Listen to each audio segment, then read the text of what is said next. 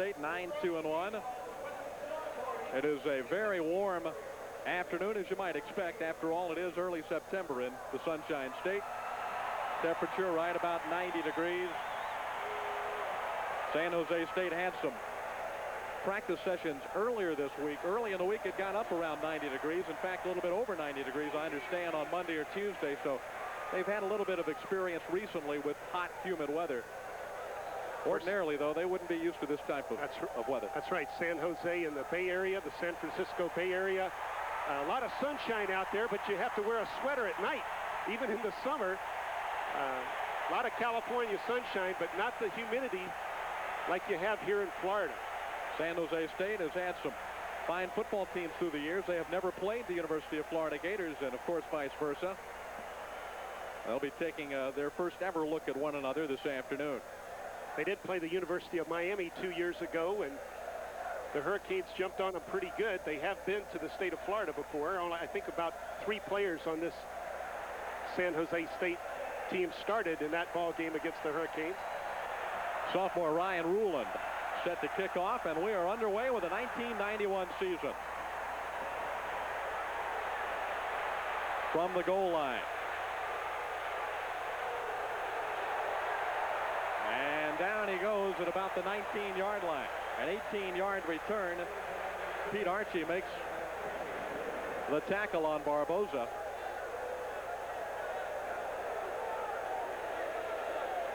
There's the San Jose State offense. Senior quarterback Matt Veach out last year with a shoulder injury, and he's back in good form now for them.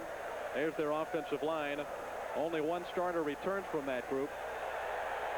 And there's quarterback Matt Veach. One running back. And Veach under pressure on first down. He throws, and the ball is caught. Wide receiver Bobby Blackman makes the catch out to the 21. Monty Groh, playing the bandit back position for the Gators, makes the tackle. Florida's defense, an experienced group. Tony McCoy has had a tremendous fall campaign so far. Brad Culpepper, the fine senior from Tallahassee. Solid group of linebackers led by the exciting Tim Pauk. And really the All-American Will White anchors things in the secondary for the Florida Gators. Pickup of about 3 on first down. Veach, straight drop again. Dumps it off, but it's incomplete. Good pressure put on again by the Gator defense. Harvey Thomas, the junior out of Pompano Beach. And there's Tim Pauk, the senior from Miami Carroll City.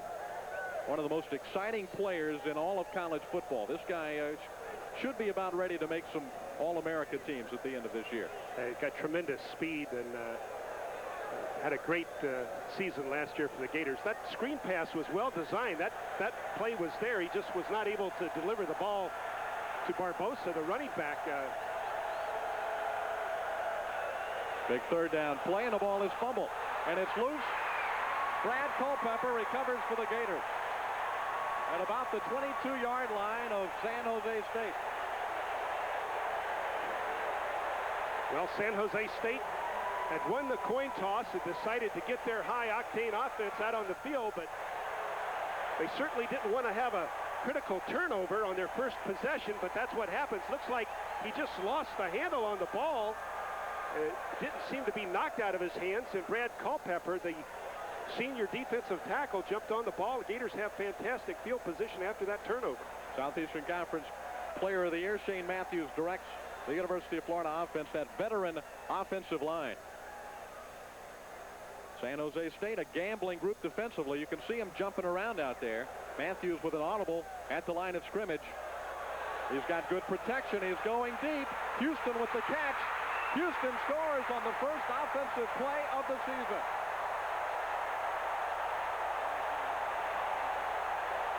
How about that? Harrison Houston was being covered by 2 Spartan defenders in the right corner of the end zone, but Shane Matthews, in essence, underthrows the ball. After getting great protection, Houston puts the brakes on.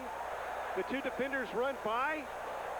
D. Grayer a brand new cornerback, a freshman cornerback, is beaten on the first play of the ball game by the Gator offense. We thought that Florida might pick on that left cornerback, the freshman D. Grayer, and on the first play they did and succeed. Arden Krzyzewski with the extra point. The Florida Gators, like lightning, strike 7-0 in the first period. We'll be right back. There's a lot of people out there that think Scottish folks are, let's say, overly thrifty. Well, speaking for myself, I don't understand anyone spending more for a product than they need to. If you're thinking of buying a new Honda or a Mazda, take the time to visit Scott Honda or Mazda in St. Augustine. They've sold thousands of cars and trucks to Jacksonville folks. Now, people aren't foolish. They're buying from Scott because they're saving money. So drive to Scott, buy your new Honda or a Mazda, and with the money you save, buy yourself new cell pipes. I'm not going to take it anymore. I've done some pretty crazy ads for Auto Insurance World, but I would never mislead you by making wild claims that you can get insurance without paying for it. It would be great if it were only true, but in real life, you get nothing for nothing. For over 10 years, I've told you I want to save you money at Auto Insurance World, not mislead you or make wild claims that don't make any sense. With over 60 offices in Florida, you need to call the Auto Insurance World office nearest you right now. I just want to save you money.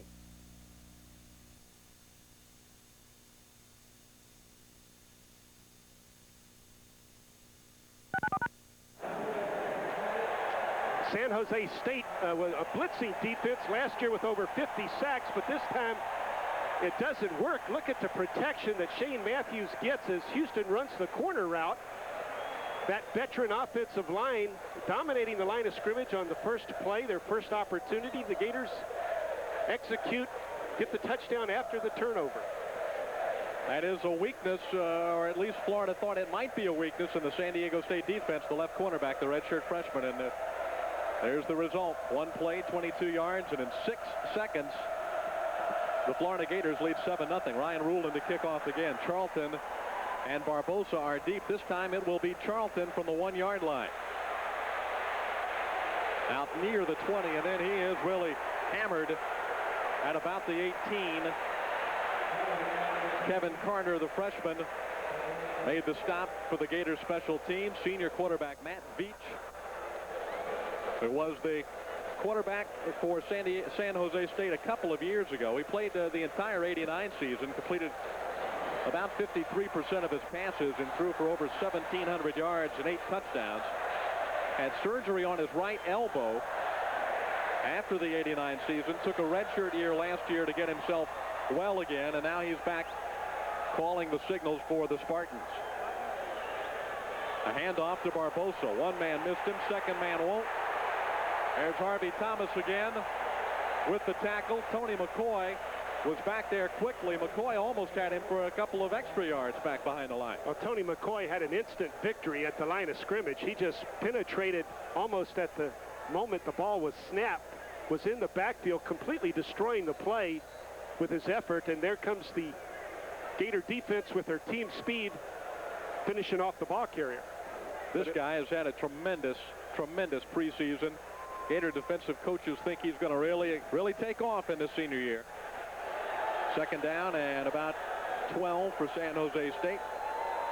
There's the delay to Barbosa. He is caught from behind, and there's McCoy again. Once again, Tony McCoy. Tony missing a lot of action last season because of some disciplinary action that was taken, but he was determined to come back and win the respect of his teammates and the coaching staff. And as you mentioned, he's had a great fall practice, and he's dominating the line of scrimmage right now. You know, it's been some time since the Gators have had a defensive lineman that could dominate so consistently, and perhaps Tony McCoy will be a player like that. Gators with a 4-man rush on 3rd down and 12. Veach cannot find a receiver. Now he does, and the ball is dropped. The pass was intended for the tight end, Bryce Burnett. Veach put it right there in a breadbasket, but Burnett couldn't hang on. And he's one of the top tight ends in the country. Caught 23 balls last year and 4 touchdowns. He's a lot like Kirkpatrick was for that Gator offense last year. Kirkpatrick catching 55 passes last year at the tight end position. They expect Burnett to give them that kind of production this year at San Jose State. Lee Myrie is back to punt the ball for San Jose State. Monty Duncan deep to return. Myrie gets the kick away. And it hits in Spartan territory and takes a Gator roll. Now squirts back across the 45, and the Spartans down it at their 46-yard line. 30-yard kick by junior Lee Myrie out of Livermore, California. Here's Shane Matthews. He's thrown one pass in the 91 season, and he has one touchdown. Look at the numbers on this young man last year. He came really out of nowhere to direct the Gator offense a season ago out of Pascagoula, Mississippi. Dan, a high school coach there. Well, as he mentioned in his comments pregame, he had the confidence that he could do it, even though he was number 5 on the depth chart before starting last season. And what a season he had. Matthews back to throw. Good protection on first down. He's got a receiver open. And down to about the 36-yard line. Eric Rett, the receiver. And Anthony Washington along with Doug Calcagno in on the stop. San Jose State's defense. There you get a look. 2 solid inside linebackers in Calcagno and Clark. And Heshimu Kolar is one of the top safeties in college football. Number 25 for San Jose State. Gators have a second down and a couple. Matthews with protection again. He's got one-on-one coverage. Houston with the catch. Harrison Houston. Touchdown, Florida.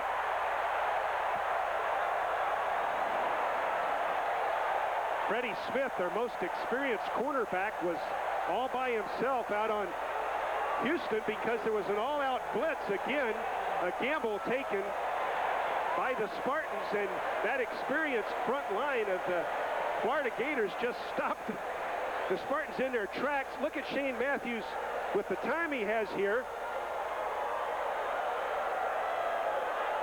And Harrison Houston, 2 catches, 2 touchdowns. He caught 4 passes last year. Houston did as a freshman out of Pensacola Pine Forest. He's caught 2 today for 2 touchdowns. Another extra point by Krzyzewski. And early in the first period, that man cannot be happy at all with what has transpired.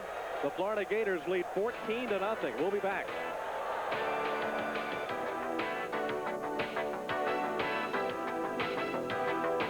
Up in the morning and out to school. Do your rims look like this? They don't have to, and it doesn't have to cost much either. Save 40 to 70% at Hubcap Annie's. Hubcap Annie has new and used hubcaps starting at $9 with the best selection in Jacksonville. Regardless of make or model, we have the hubcap for your car. We sell 1, 2, 3, or 4 with free installation, and you're in and out in 5 minutes.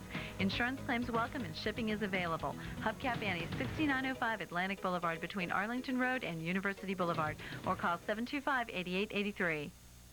Kentucky Fried Chicken asked a leading authority to taste our honey barbecue wings. Tender, juicy wings in a savory barbecue sauce with a touch of honey. Honey barbecue wings from KFC. The experts are already buzzing about it. And now, honey barbecue wings come in the KFC variety bucket. Get 2 of your favorite kinds of chicken, plus honey barbecue wings for just $9.99. $9.99. A pretty sweet deal. Your calendar is packed with meetings, classes, appointments, and parties. How do you stay on schedule and feed the family, too? Put some variety in your life and still prepare well-balanced meals. Clark's chopped beef steaks and veal patties are quick, easy, and versatile. Have a barbecue with chopped beef steaks. Go Italian with breaded veal patties. Or how about the all-American steak sandwich? From the freezer to the table in minutes. Don't let your hectic schedule make your meals second best. Make them Clark's best. Available in your grocer's freezer. Shane Matthews still perfect, and here's his second touchdown pass already of the afternoon. Freddie Smith, the cornerback, just hesitates for a moment, and he pays the penalty as Harrison Houston comes up with his second touchdown of this ball game. And as you mentioned, he only caught, what, 4 passes all last year. The Gators feel like they've got 6 or 7 wide receivers that are totally interchangeable. Houston has been the star so far here in the season opener, though, with 2 receptions and 2 touchdowns. Well, and that offensive line as well, coached by Rich McGeorge, they gave Shane Matthews all kinds of time on the blitz to execute on those touchdown passes. Ball comes down into the hands of Charlton. Charlton fumbled it away, and now he's in big trouble. Gators swarming him now. He gets out to the 10-yard line and turns the corner. Uh-oh. Turns out to be their best return of the 3 so far after it looked like it was total disaster for San Jose State. Charlton almost broke that thing down the sideline. They just were not able to box him in. There's the numbers on Matt Beach 2 years ago. Suffered a serious elbow injury and didn't play at all last season. This guy threw for almost 400 yards in a game 2 years ago against Pacific. San Jose State has its best field position so far. Veach on a play action, throwing over the middle. It is incomplete, intended for Blackman, and it was Tony McCoy again right in the face of the San Jose State quarterback. There's the offensive line, Coach Rick McGeorge. That is a solid group, and they have picked up, so far, they've been able to pick up everything that San Jose State has tried to throw at them. Well, one difference here as well is that San Jose is getting receivers open. They just not been able to get the ball to him. Bobby Blackman was wide open in center field right there, and Beach just wasn't able to get him the ball. 2nd and 10 on the delay. Barbosa wrapped up. Nose guard Brad Culpepper was right there as the ball was handed off. There's the senior out of Tallahassee, the student body vice president at the University of Florida, Brad Culpepper. Mr. Consistency on this Gator defense, just always in the right place. Very intelligent player. Incredible strength as well. There's been a personal foul called against the Gators, a big one. From the spot of the infraction, that'll give San Jose State its first down of the game and move the ball up to the 40-yard line. And obviously their best field position of the afternoon so far, at least at this point. They've got a little breathing room, can open up that offense perhaps a bit more. This is the biggest crowd that a San Jose State football team has ever played before. Beach on first down. Has Charlton at the 45. Charlton bounces off tacklers out to the 50-yard line. Steve Barnley and Ed Robinson, Monty Groh, those three combine on the stop for Florida's defense. Monty Groh, number 10 for the Gators, playing weak side linebacker. They call it bandit back. He was trying to cover Bobby Blackman one-on-one. Blackman, with more speed on the drag route across the center of the field, was able to get open and beat Groh. On first down again, Barbosa gets to the outside, and Groh taps him out of bounds at the 45-yard line. A gain of about 5. Maceo Barbosa, the senior, out of Fort Washington, Maryland. Rushed for 212 yards last season. Also a fine receiver out of the backfield. He caught 23 passes last year as a junior. The Spartans lost one of their greatest players ever, an all-purpose running back named Sheldon Canley, and he's going to be difficult to replace.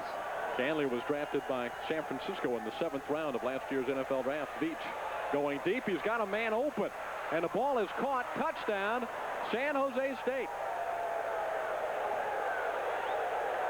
It looks like the tight end, Bryce Burnett, who got in behind Del Spear. Well, Ephesians Bartley, the strong safety, the Gator back, was in coverage right there, and Spear tried to come over and help Bartley. I think it was Spear's responsibility to get over there, but he wasn't able to get there in time, and Beach delivered the touchdown pass. That's the kind of high-octane offense that we expected from the Spartans. San Jose State answers back. Still early in the first period. Left-footed kicker Joe Nedney with the extra point attempt. It is good by the freshman. And Florida's lead is cut in half. It's now a 14-7 University of Florida lead over San Jose State. We'll be back on Sports Channel.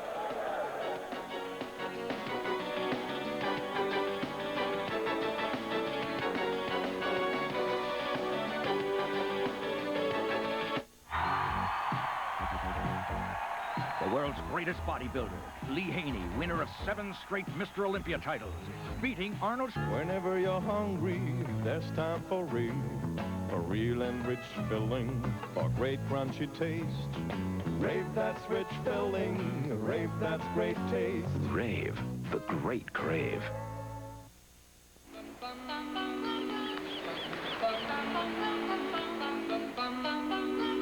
Mr. Sandman, bring me a drink.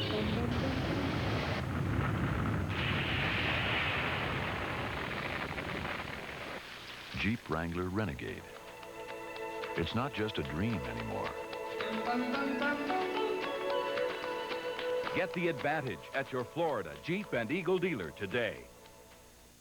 What's your favorite comedy classic? In the movie, it's a mad, mad, mad, mad, mad world. My favorite part was at the very end when Ethel Merman, who's being such a pain throughout the movie, she falls down and all of the patients on the ward just crack up with laughter. Just thought that was marvelously funny. I like an airplane too when the hockey team's fighting on a plane when it's going down, going striker, lower, lower. Start by positioning your landing gear. Hold your glass. Don't fight her, striker. Hold her steady. Hold her up. I thought it was so funny, Jumping Jack Flash, when Whoopi Goldberg was in a phone booth and a tow truck came and she's like, help me! Yo, brother man, Black Power, get me out of here! Every Sunday from 4 to 6 on the WNFT Comedy Classic Movie.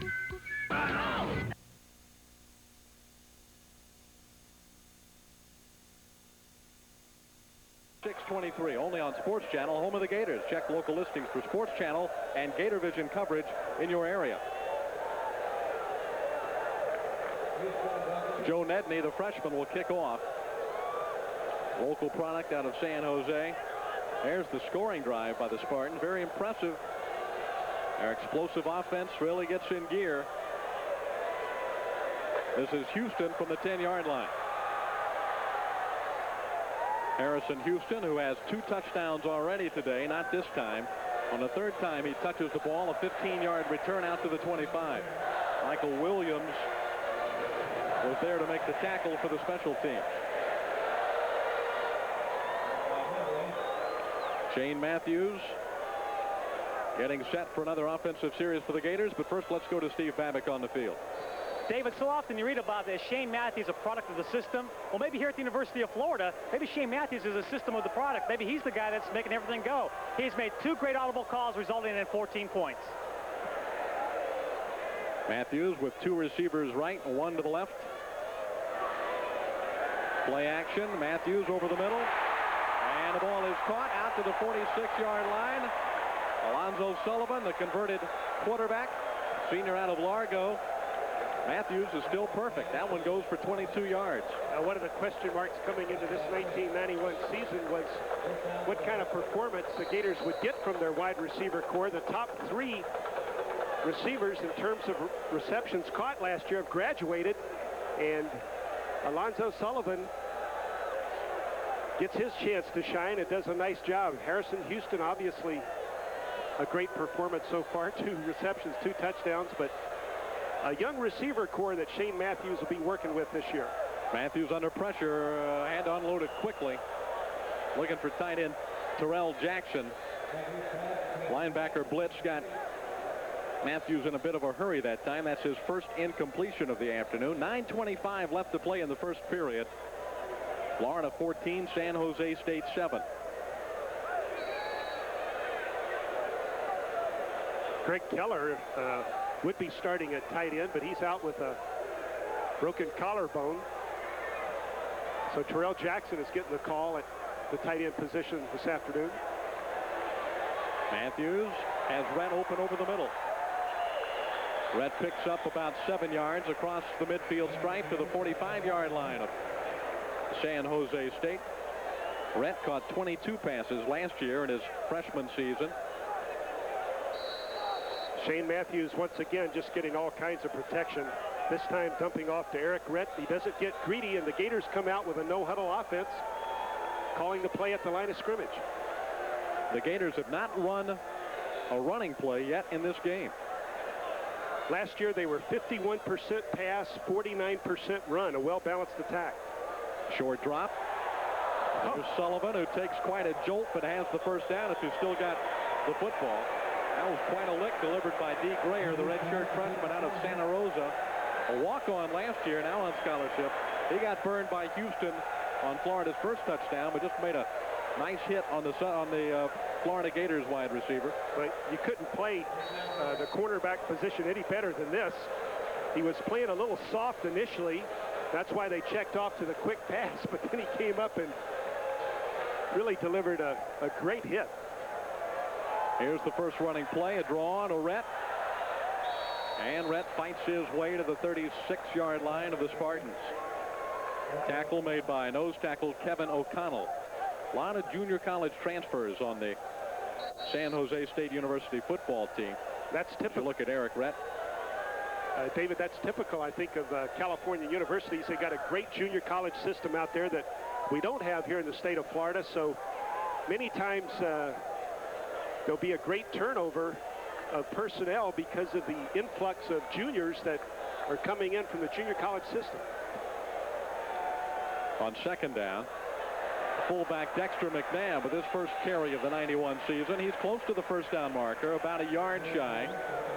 Tackled by strong safety Anthony Washington. McNabb has had a fine fall practice, as has the junior quarterback from Pascagoula, Mississippi, Shane Matthews. A lot of times a no-huddle offense will prevent a defense from making personnel changes, but the Spartans are able to make some changes in spite of the Gators not huddling. Eric Rhett gets the first down. He needed about a yard, and he's got that and a couple more, perhaps, to about the 27. Simon Bowifi, senior tackle out of Long Beach, in on the stop for San Jose State. There's the head coach and the offensive coordinator all in one package for the Florida Gators. And there's the guy he signals the plays to, his quarterback Shane Matthews. First down for the Gators. Here comes the blitz. Matthews is going down. That's the first time the blitz has worked on the Gator offensive line. Raymond Bowles, number 40, outside linebacker. Once again, the secondary man for man. That gambling defense, this time it paid off. Bowles was unblocked. It was a breakdown at the line of scrimmage. He was the responsibility of one of the backs or perhaps an offensive lineman, but the mental breakdown allowed him to get in untouched. Play lost 13 yards. It's 2nd and 23.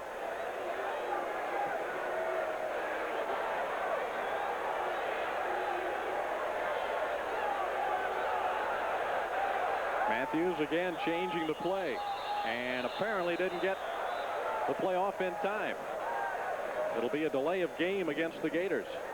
This Gator offense was working on all cylinders until the most recent two plays.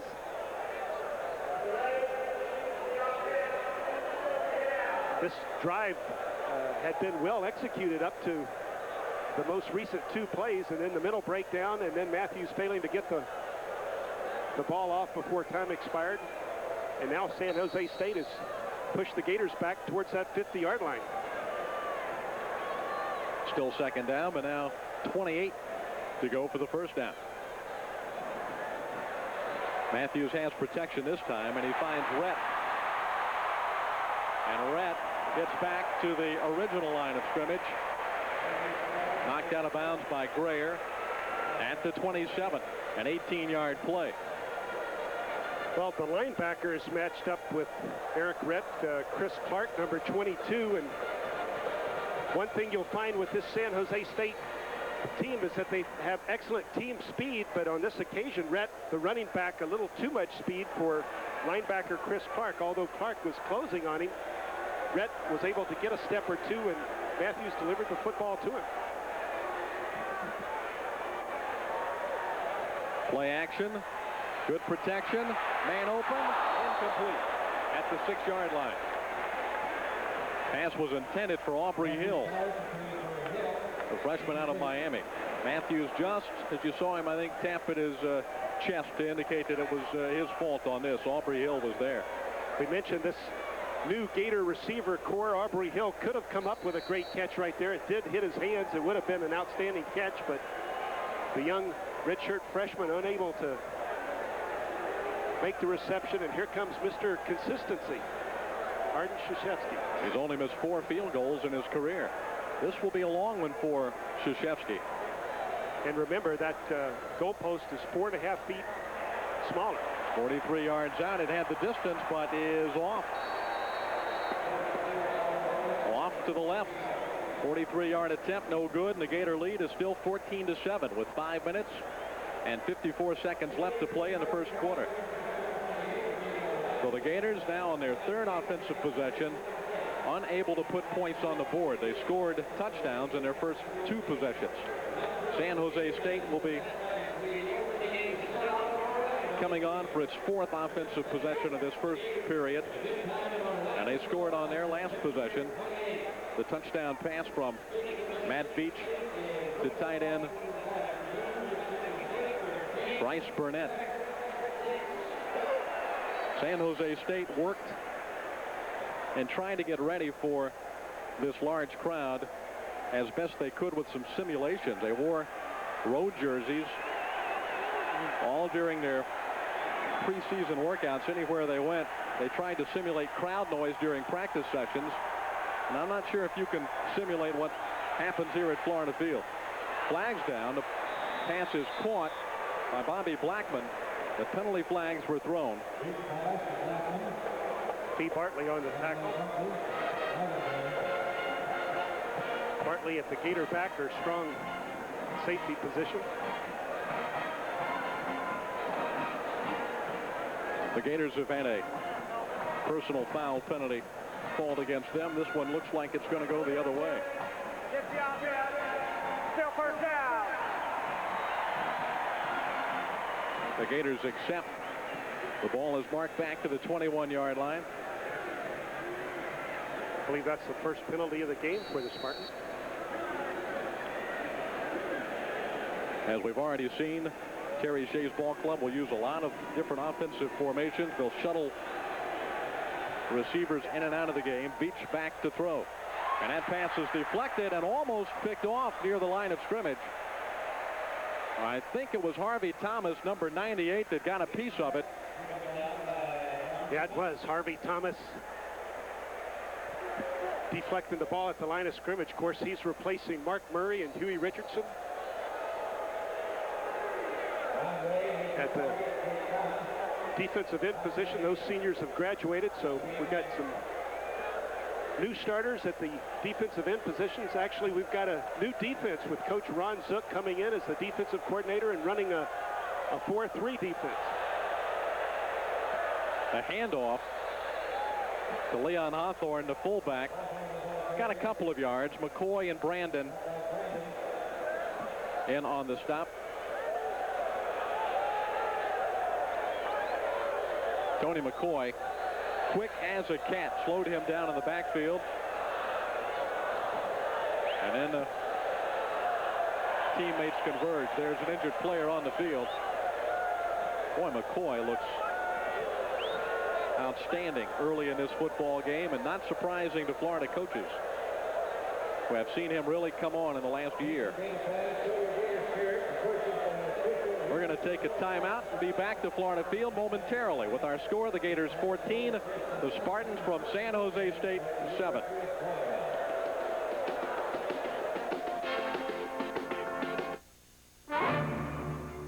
The Grundig Traveler 2 is designed for a person who's always on the go. With Grundig World Band radios, you don't have to be surprised by events such as the opening of the Berlin Wall, Desert Storm, or the changing face of the Soviet Union.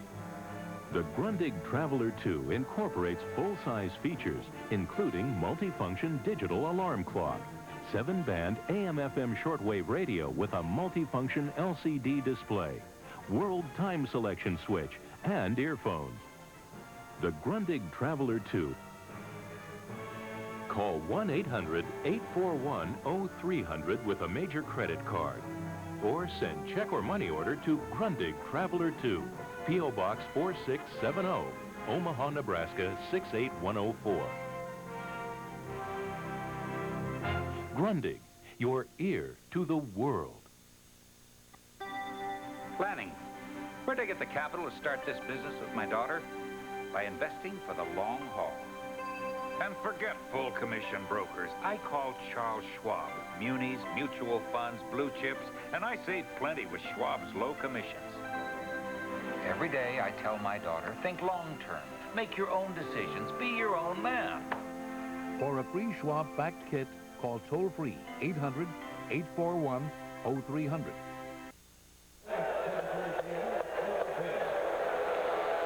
There's the injured player for San Jose State, Penny Iasofa. And he is going to be all right. He's the only starting offensive lineman returning to this Spartan team. Native Samoan. They were looking to him for a lot of leadership this year. I think he'll be back in the game, just shaken up a little bit. It is Yosefa, I should say, out of Honolulu, Hawaii. Beach under pressure. Has Blackman. Blackman has the ball out to about the 32-yard line. Not going to be quite enough for a first down. All-American safety Will White made the stop. Gator defense has to get in the face of Beach, and once again, it's number 71, Tony McCoy, who is right in the quarterback's face.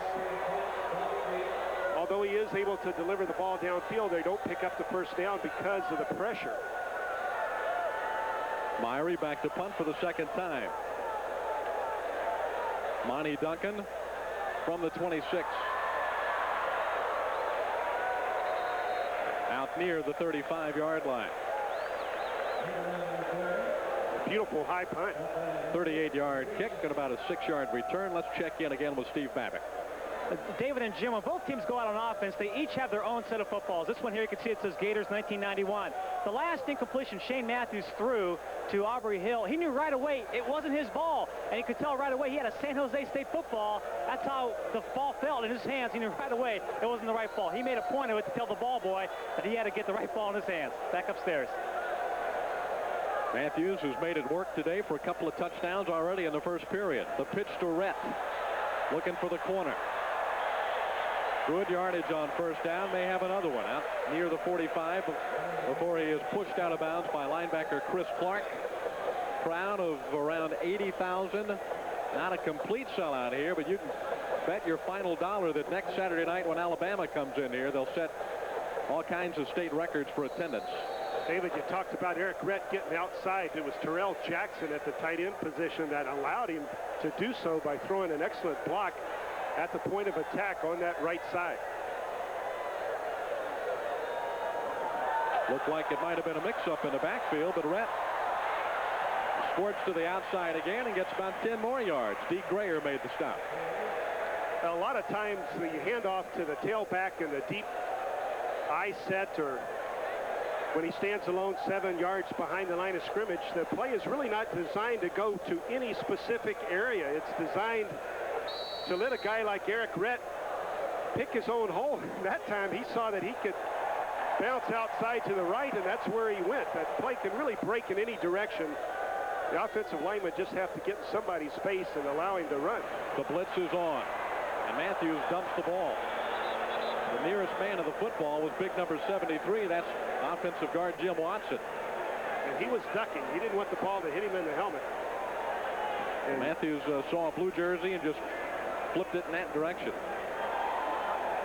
Terrell Jackson was nearby, but it was Watson who thought he was going to get hit with the ball.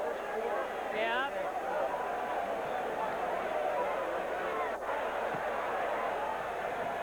The Florida Gators at the 43-yard line of the Spartans. Second down. Outside pressure. Matthews finds Willie McClendon. And McClendon is inside the 35 to the 34-yard line. The senior from Jacksonville out of University Christian. An incredible high school career. He's been a solid, if not sensational, running back at the University of Florida. Over 600 yards rushing last year. Also a fine receiver, as we just saw. That time there was some pressure from the backside of Shane Matthews. Big Mark White, an all-star candidate at offensive left tackle, had a little bit of problem on the corner, protecting his quarterback from the blind side there, but Matthews was able to get the ball to McClendon. And as you mentioned, Willie McClendon, a very versatile running back. Over 600 yards rushing and 20-some receptions last year as well. McClendon rushed for almost 7,000 yards in his high school career at University Christian. Never rushed for under 100 yards in a game. Here's McClendon. There's a first down.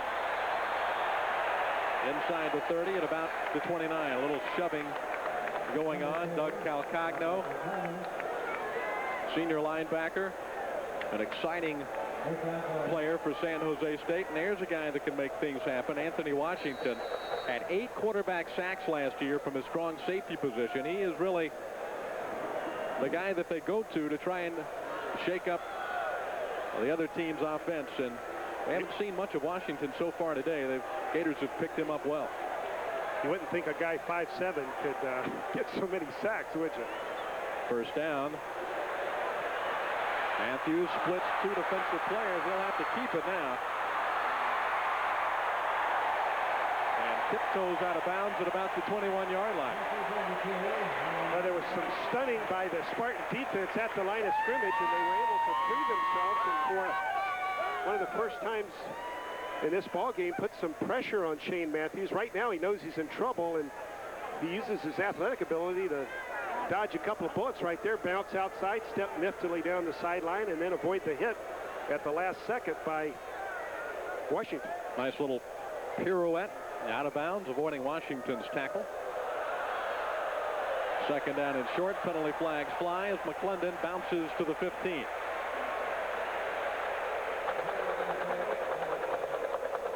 The Gators have first down yardage, but we'll have to check and see what the penalty flag is about. Heshamu Kolar made the tackle on McClendon.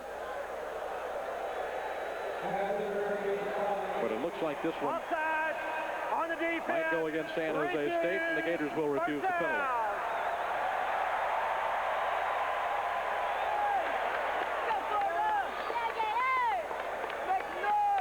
Very important to execute when you get such an opportunity as this inside your opponent's 15-yard line. You really need to get in that end zone.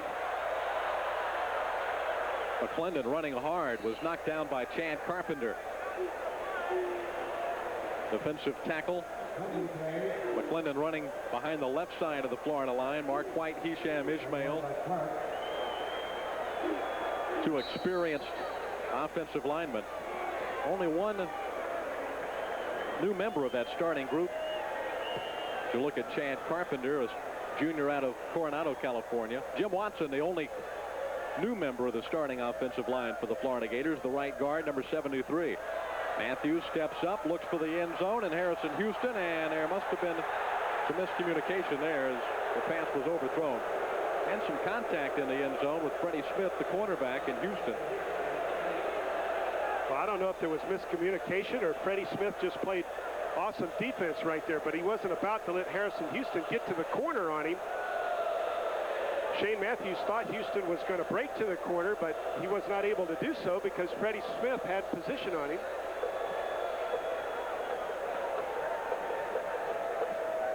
Steve Spurrier wants to stop the clock with 2 minutes and 23 seconds left in the first period. So the Gators are at the 14-yard line of San Jose State. They are third down and about 9. Defensive coordinator for San Jose State, Donnie Ray, got his work cut out for him this afternoon to try and slow down this high-powered Florida Gator offense. There's the brains behind the San Jose State football program, Terry Shea. Did a great job last year, and obviously some talent to work with, but he's put in an exciting offensive system. Much like the one that Steve Spurrier has installed at the University of Florida. It's almost a mirror image when these two football teams look at each other's offense.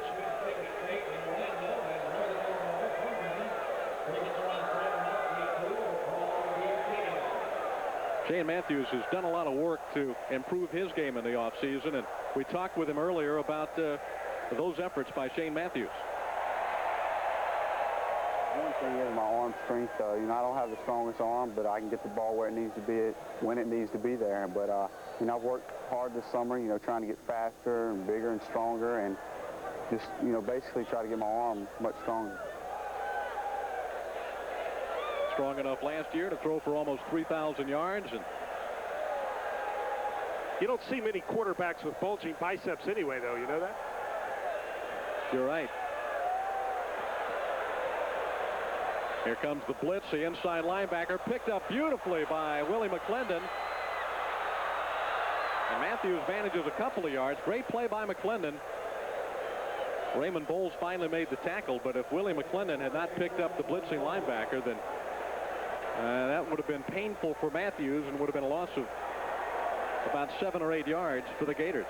Exactly so. Willie McClendon very alert to what his responsibilities were and prevents the quick sack of his quarterback Shane Matthews. The play was not productive, but McClendon certainly did his job. Here comes Arden with his second effort of the afternoon. This one from 31 yards. He missed one from 43. And this time he's good. Arden Krzyzewski with his first field goal. That's from 30 yards out officially. The Gators take a 17-7 lead over San Jose State, and that's shooting at a little smaller angle than they have in past years. This is the same distance field goals that they use in the National Football League. We talked with Krzyzewski about the game, about how he's handling the narrower goalposts. Yeah, you're going to see it. I think you're going to see a big difference. It's going to be a lot less percentage of the ones going through. And I think maybe coaches might not attempt as many field goals. I think that may be one of the reasons why they did it. But I think the kickers here at Florida, we've always worked with narrow uprights, and we'll be ready for it. And it will change the game a lot, I believe. I think it was 1989 they took the tee away from the kicker, which made it more difficult. Now they've reduced the width of the goalposts. Next they'll blindfold him. Krzyzewski's 1 for 2 today. Well, it's 17-7, and we're still in the first quarter. There's a lot of offense going on. I feel like we've played a lot of football, don't you? They're going back and forth, aren't they? Ryan Rulin will kick off again for the Gators. Charlton and Barbosa are deep for the Spartans.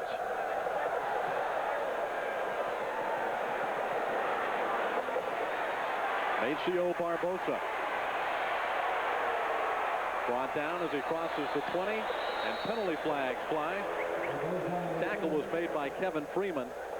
Pete Archie also out there, and I think he might have been clipped. Pete Archie, a backup defensive back.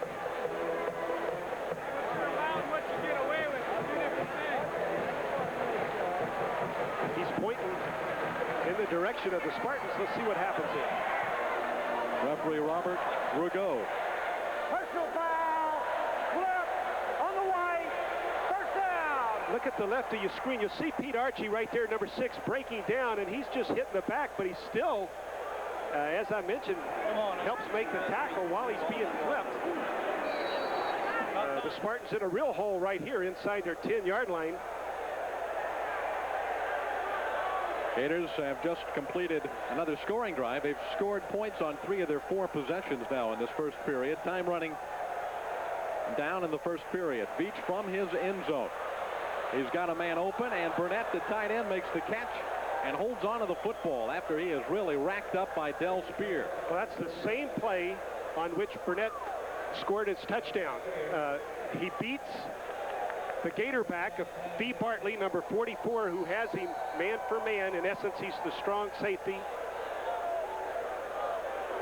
But Del Spear, who is supposed to help deep, is late getting over there, and thus they have success with that play to the tight end. San Jose State with some breathing room now out at the 32.5. Beach pressured, dumps it off. And there goes the flag. Michael Brandon grabbed Beach, threw him to the ground, and Beach unloaded the football. Robbie Miller, the left tackle, is only 6'6" and 299, but he still has trouble keeping the Gators out of there. Who is that? Michael Brandon, one of the new defensive ends we were talking about. Michael Brandon with a quarterback sack all on his own effort. Out of Taylor County High School in Perry, Florida. Highly recruited high school player. Now in his senior season at the university. That front line of Culpepper and McCoy and Brandon and Thomas. An imposing group. Now the Gators consistently have had one of the top defenses in the country over the last few years, in spite of being led by different defensive coordinators from time to time. This is the fullback, Hawthorne, on the counter. Hawthorne with some good, strong running, finally dragged down by Ed Robinson near the 30-yard line. Clark picks up about 17. Hawthorne with only 152 yards all last season. Because of the penalty, it was second and very long, and they come back with a little bit of a draw action to the fullback Hawthorne and have success. But now here's the key. 3rd and 12. Can they execute, keep the drive alive, pick up the first down? Culpepper made contact across the line. I think Alton Balatoy and Culpepper had a collision. Culpepper initiated it. He was offsides. So we talked about how consistent Brad Culpepper is, but right there he got a bit too excited and thought he saw some movement, or was trying to anticipate the snap count. Got caught, and make it a little bit easier for the Spartans with calling it about 3rd and 8. If they get it off, it'll be the final play of the period. And they will not. That's the end of the first period from Florida Field, where better than 80,000 fans looking on have witnessed the Florida Gators leading the San Jose State Spartans by the score of 17-7. You're watching University of Florida Gator football on Sports Channel. We'll be back in a moment.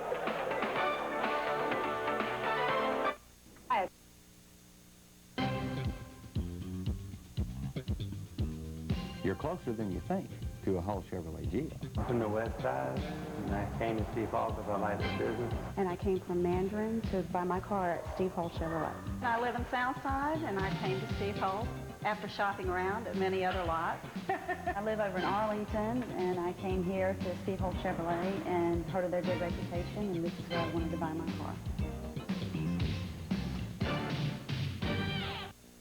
This is a commercial for Kelly Tires. Unless you believe you have to spend a lot of money to get a great tire. In which case, this is a commercial for a bridge. For a great deal on a great tire, come to Huggins & Oathen Tire Service, your tire service headquarters since 1964. Our undercar service check covers alignment, balance, shocks, and brakes. Huggins & Oathen, 408 West 8th Street. We've got what it takes to keep you hugging the road.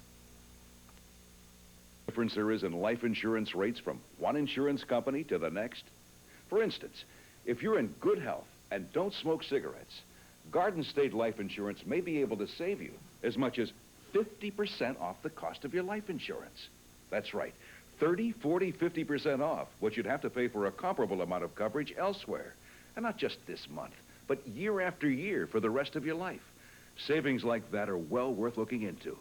So if you need $100,000 to $1 million or more of quality term life insurance, you owe it to yourself to get the facts fast by calling now for this free information package, including a personal coverage proposal that shows you just how much your savings might be. There's no obligation, no sales pressure, and it could be a real eye-opener. 800-238-3100, toll free, 238-3100. Call Garden State Life Insurance today, 238-3100.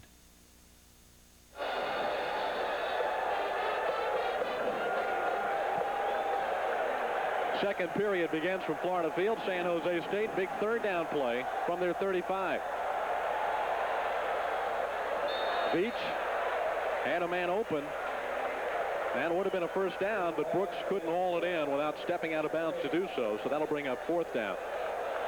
Let's go down on the field again to Steve Babick. Steve?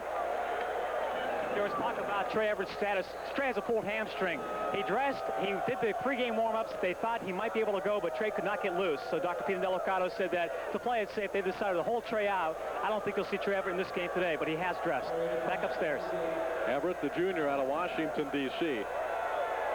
Expected to be one of the top receivers on this football team.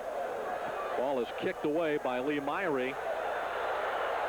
Monty Duncan breaking tackles out to the 30-yard line. Shane Matthews, 8 for 12, 133 yards and a couple of touchdowns. Here's how the scoring went in the first period. Matthews to Houston on the first play of the 91 season. Florida 7-0. Matthews repeat to Houston. This one for 37 yards, 14-0. Then Veach to Burnett cut the gap in half. Krzyzewski tacked on 3 late in the first period. And that's where we stand early in the second quarter from Florida Field. Did you say 133 yards passing? That's an enormous stat. Multiply that by 4 in anticipation of what potentially he could do in a whole game. That's a great first quarter, isn't it? Certainly is. Here's Sullivan with his third catch of the day. Nice move back to the inside for Alonzo Sullivan. He's got a first down to about the 40-41-yard line. Anthony Washington, the strong safety, was there to make the tackle, but a 10-yard gain. Well, Coach Steve Spurrier has a lot of confidence in his wide receiver core, even though they are inexperienced. And here you see Sullivan getting a chance to once again show what he can do. He had 1 reception earlier in the ball game. He had an excellent spring practice, worked his way into the starting position at one right receiver position opposite Trey Everett. The delay to Eric Rett. Gains about 3 yards. Doug Calcagno, the inside linebacker, and Phil Lobsinger, the outside linebacker, combined to make the stop. I mentioned all the junior college players on the San Jose State team. They're trying to get a little bit away from that, I understand, and recruit more high school players. It's a little more costly, I suspect, to recruit junior college players because of the rapid turnover in personnel. Gators with the edge in total offense, looking to get more here on second down. Matthews finds Rett. Rett cannot find the first down marker, however. He's about a yard shy. Calcagno again in on the stop at the 49-yard line, a yard short of the first down.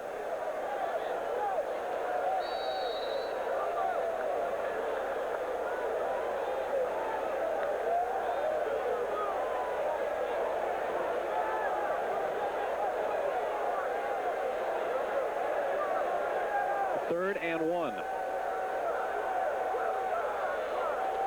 The blitz, but Rett found a crease and has the first down and about 6 or 7 more to the 44-yard line of San Jose State. Kolar in on the stop. Over the right side of that Gator offense, where tackle Tony Rowell works. Number 56, Tony Rowell, got injured quite severely in the last game of the season against the Seminoles last year. Worked real hard to come back and reestablish himself on this ball club, and he did a great job at the point of attack right there. Big Tony Rowell, number 56. Also, Jim Watson, the right guard, 73, made a key block on that short yardage play. Matthews going for broke, and the ball was underthrown, and was it intercepted? I think it was, by Freddie Smith, the cornerback. Freddie Smith, the most experienced corner, the senior that the Spartans have, and he simply recovered rapidly as that ball was in the air, and perhaps it was a bit underthrown, as we see Matthews all kinds of time. And he simply closes on the ball and comes up with a beautiful interception. Freddie Smith, excellent talent. An interception for Smith, the third of his career at San Jose State. Eric Rett, who was the intended receiver, had a couple of steps on Smith, but the pass was underthrown. A little bit unusual to see Eric Rett running that deep of a pass route. Gator players trying to encourage the fans here, some 80,000 of them, to test just how loud this stadium can get with the enclosure of the north side. Now, this is what the Spartans have not experienced before today. Let's see how Veach can handle it. Not too badly. Pass completed. Nicely done to Walter Brooks Jr. And gets him out of a hole out to the 14-yard line, a 12-yard play. Del Spear, the right cornerback, playing a bit softly on that coverage. Excellent protection at the line of scrimmage. And Walter Brooks Jr. runs a little slant route. Veach delivers the football, and they've got a little bit of breathing room, picking up the first down out of their own end zone on the first opportunity.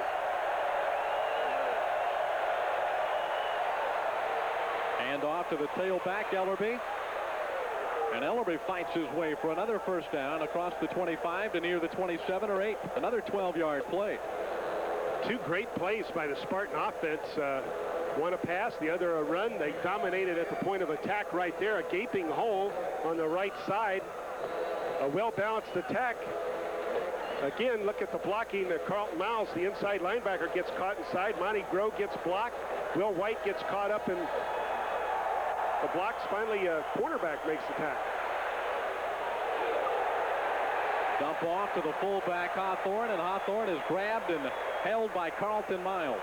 What a difficult job for those inside linebackers. We saw Carlton Miles get blocked, get caught inside on the last running play.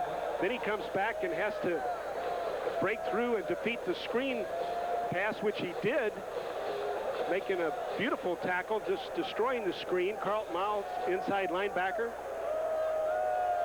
right on top of the ball carrier as he gets the ball. Miles and Pauk, the inside linebackers. Ed Robinson getting a rest. Veach on second down. Dumps it again over the middle. Again, the ball is caught, but Will White delivers a blow. David Blakes makes the catch and holds on to the football.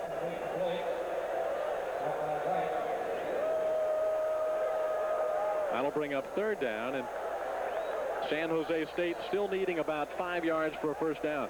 A very experienced wide receiver core the Spartans have. David Blakes with 27 receptions last year, that time on the receiving end. Veach getting pressure. Throws a strike to Brooks. And Brooks is across the 50 to the 48-yard line of the Gators. Passing game is beginning to crank up for San Jose State. This looks like a mirror image of that Gator offense. Veach hitting the deep curl right there, getting excellent protection. Has a chance to look deep downfield and work those deep curl routes. That time, Del Spear not able to break on the ball in time to force the incompletion. We are about a third of the way through the second period. Florida 17, San Jose State 7. But the Spartans on the move, and Veach going for all of it to Blake. Oh, he got it. He's down at the 1-yard line. Sam Scavella covering, but a great catch by David Blakes. 47-yard play. Sam Scavella, the senior walk-on who got his scholarship for the first time this year, in good position, but simply gets out-jumped by David Blakes. David Blakes just timed the jump perfectly over the inexperienced Sam Scavella, and what a drive this is. Well, it started way back at the other end. And fullback Leon Hawthorne is in for the touchdown.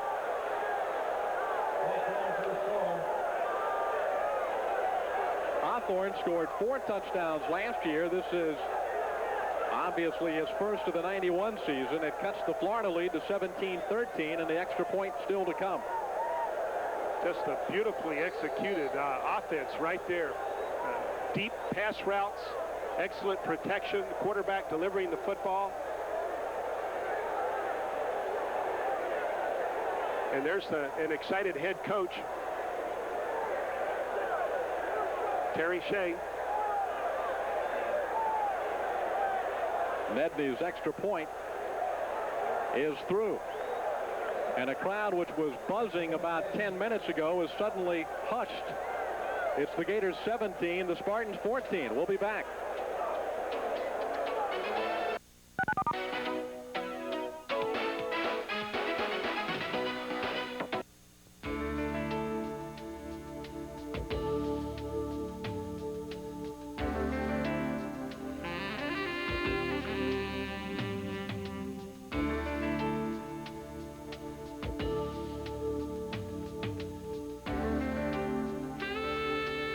What do you give the car that has everything?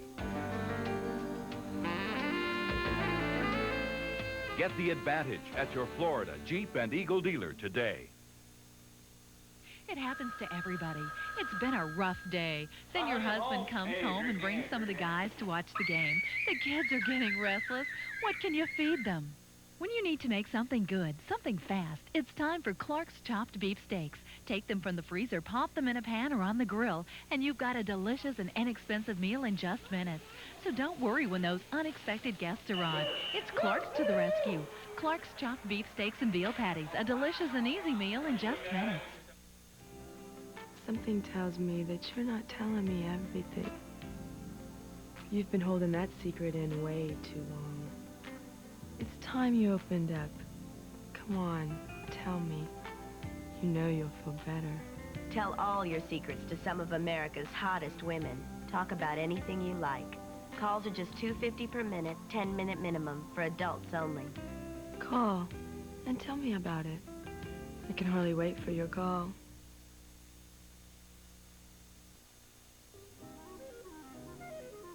Life doesn't stop when the sun goes down, which is why with a Chase Manhattan credit card, you can call us to request a change in your credit limit or get information about your balance anytime, day or night. We're flexible because after nearly 200 years... Making the tackle on the tight end. What an impressive drive by San Jose State. 98 yards in 7 plays. They have over 200 yards of total offense right now. That's unusual for an opponent to be able to generate those kind of yards against this Gator defense, especially at Florida Field. 9:24 left in the second quarter. Eric Rett bounced out of bounds at the 25. Bowles perhaps saved a touchdown for San Jose State. We talked about team speed. Raymond Bowles, an outside linebacker, has a bit of an angle, but a gaping hole for Eric Rett. Now, once he starts sprinting down the sideline, he almost goes all the way, but Bowles, with excellent speed, comes over and saves the day for the Spartans. But the Gator offense continues to be productive as well. And if you like offense, you got to love this game today. Both of these football teams are exciting to watch.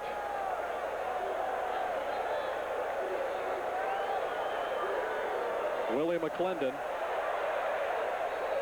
grabbed by Washington. Strong safety holds on. McClendon goes down near the 21. Now, one of the strengths of this Gator defense is being able to rotate two talented running backs like Willie McClendon and Eric Rett in and out of the ball game, keeping as fresh a legs as you can in the game. Rett right now taking a rest on the sideline. Willie McClendon seeing action at tailback. Dexter McNabb, the fullback. McClendon broke a couple of tackles before going down inside the 15. While the tailbacks get the accolades, it's Dexter McNabb, number 21, the fullback, who is really doing a lot of the dirty work as we take a look at Willie McClendon there, the senior running back that you mentioned had such a great high school career at Jacksonville Christian High School. But he's getting plenty of help from his fullback, Dexter McNabb. Run, run, run. Now, maybe pass. There he's going to check off as he thinks he might get a blitz from the safety right there. Duncan is open, or it's Houston. Harrison Houston again. His third touchdown catch of this afternoon. A 14-yard play from Shane Matthews to Harrison Houston. Once again on that corner route, the safeties are up attacking at the line of scrimmage. Freddie Smith, Lester Grice, no, it's Lester Grice, the cornerback, just gets beat badly right there on the break. Houston just beats him at the break, and Shane Matthews knew it. The ball was already in the air, deep in the corner. Another of 3 touchdown receptions for Houston. Krzyzewski's extra point makes it a 24-14 Gator lead. Matthews might be on his way to 500 yards passing in this football game. They set it up with 3 consecutive running plays, and Matthews hits Houston in the corner of the end zone for the Gators' 3rd touchdown of the afternoon. Florida leading 24-14 midway through the 2nd period. Hey, when I get home, I'm going to want to watch this ball game. Right? What more could you ask for?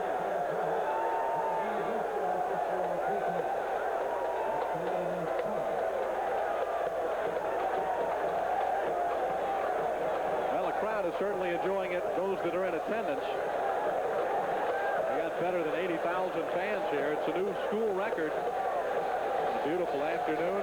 Next weekend, the Alabama Crimson Tide will be here for a night game. And that's really going to be something as well. The state record for the most attendance in a football game is the Gator Bowl, and it's better than 82,000. 82,911 at Clemson against West Virginia in an 89 Gator Bowl. That record should be eclipsed next Saturday night when Florida hosts Alabama. There's a look at this beautiful football facility.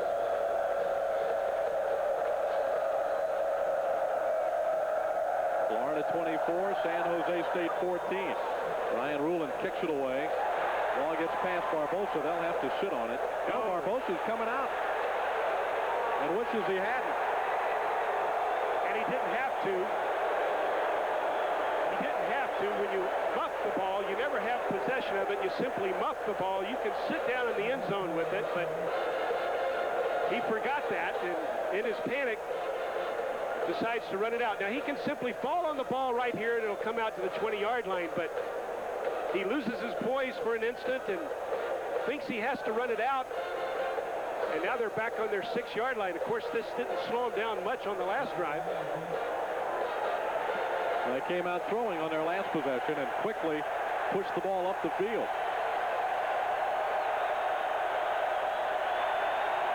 That's Charlton in motion. There's a pitch and a fumble. But Ellerby fell on it at about the 3-yard line.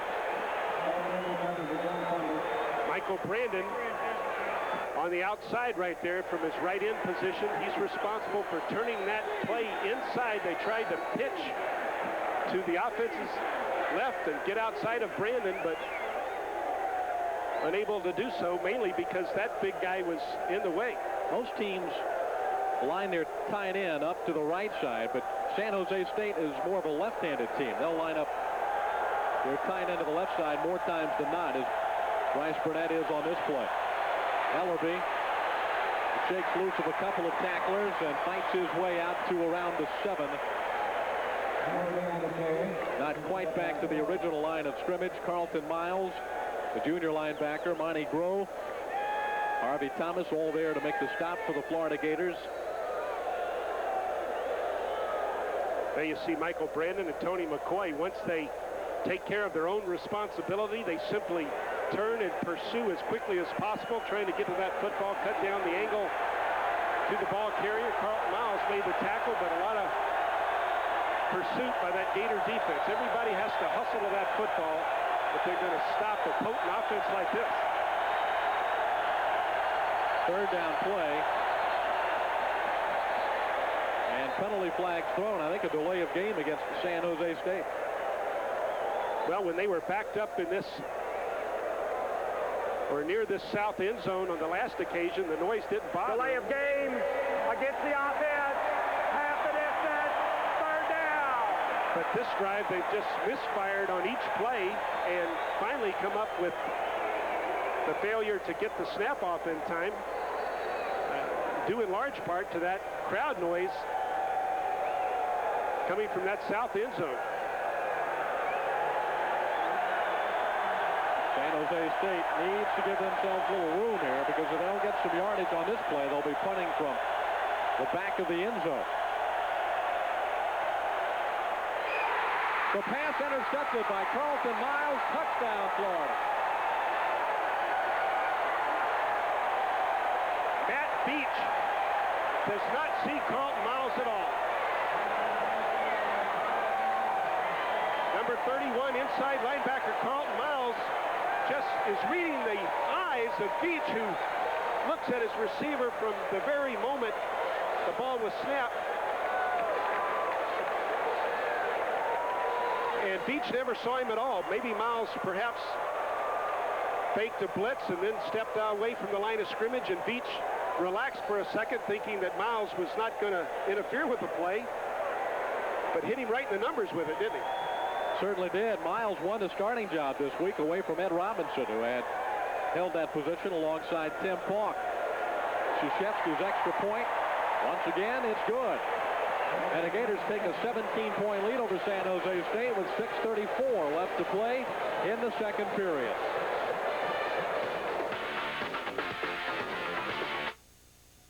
Imagine sitting in a boat with four-time world champion bass angler Rick Clunn as he shows you step-by-step how you can use his winning crankbait techniques. Well, that's what it's all about when you join the Bass Anglers Sportsman Society. I'm Ray Scott, and if you want to become a better bass fisherman by learning the secrets of classic champions, then bass is where you ought to be. Through the pages of Bassmaster Magazine, our official publication, the world's top anglers like Rick Clunn, Jimmy Houston, and Gary Klein will share their angling know-how with you.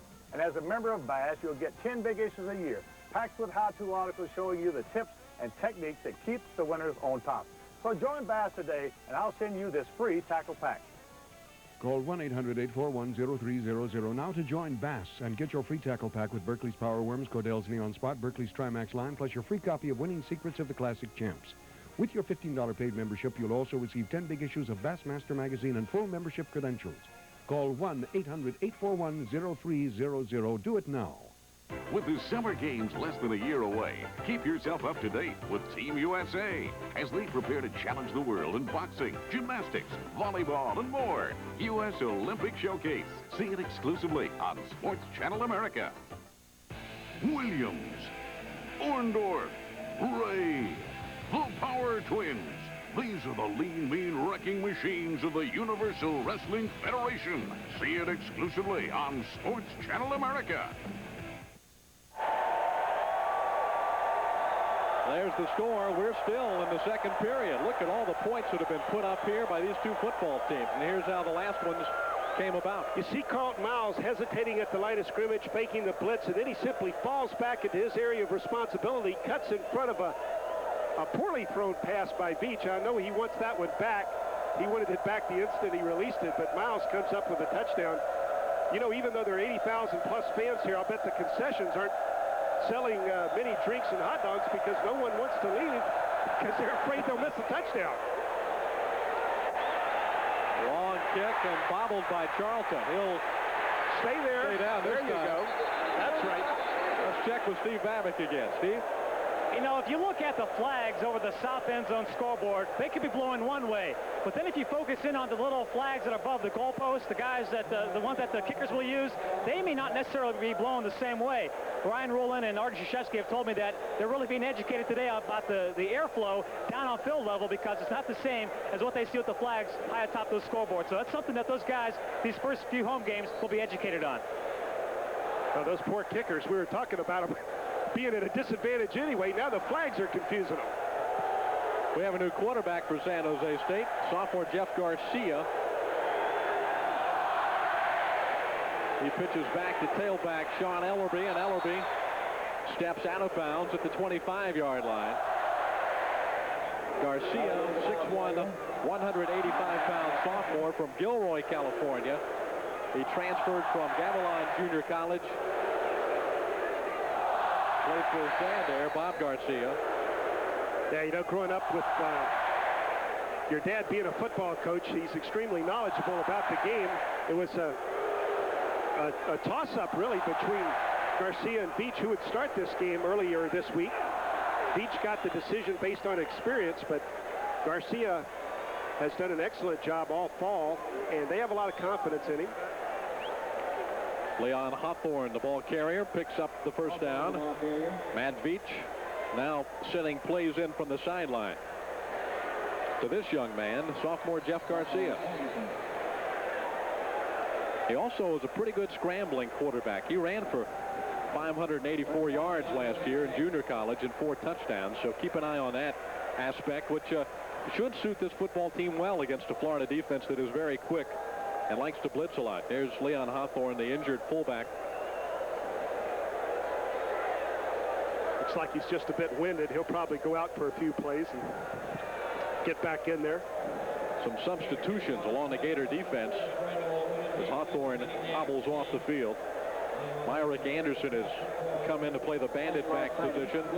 Number 3 in your screen is Larry Kennedy, a highly touted freshman from Sarasota. Kennedy is in for Sam Scavella at one cornerback spot. And Pete Archie is in for Will White at free safety.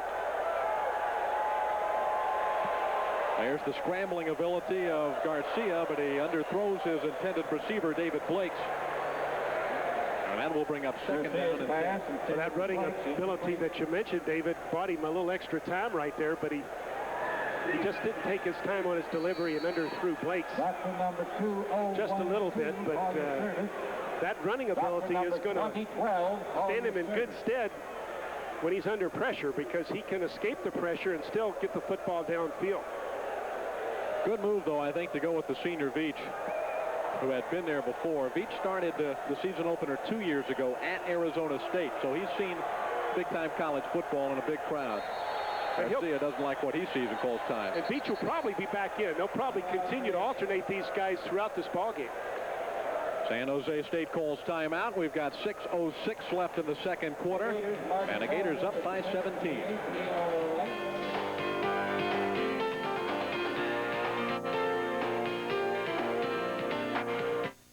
1-900.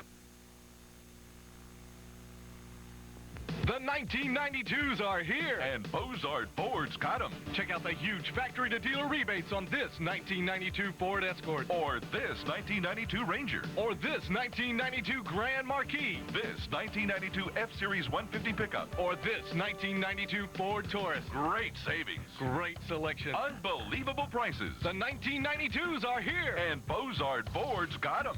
Bozard Ford Company in St. Augustine, where the customer comes first.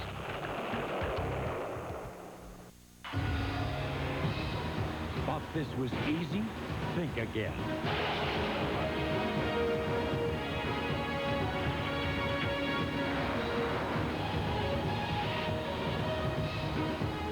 If you thought American Gladiators was just another game, you thought wrong.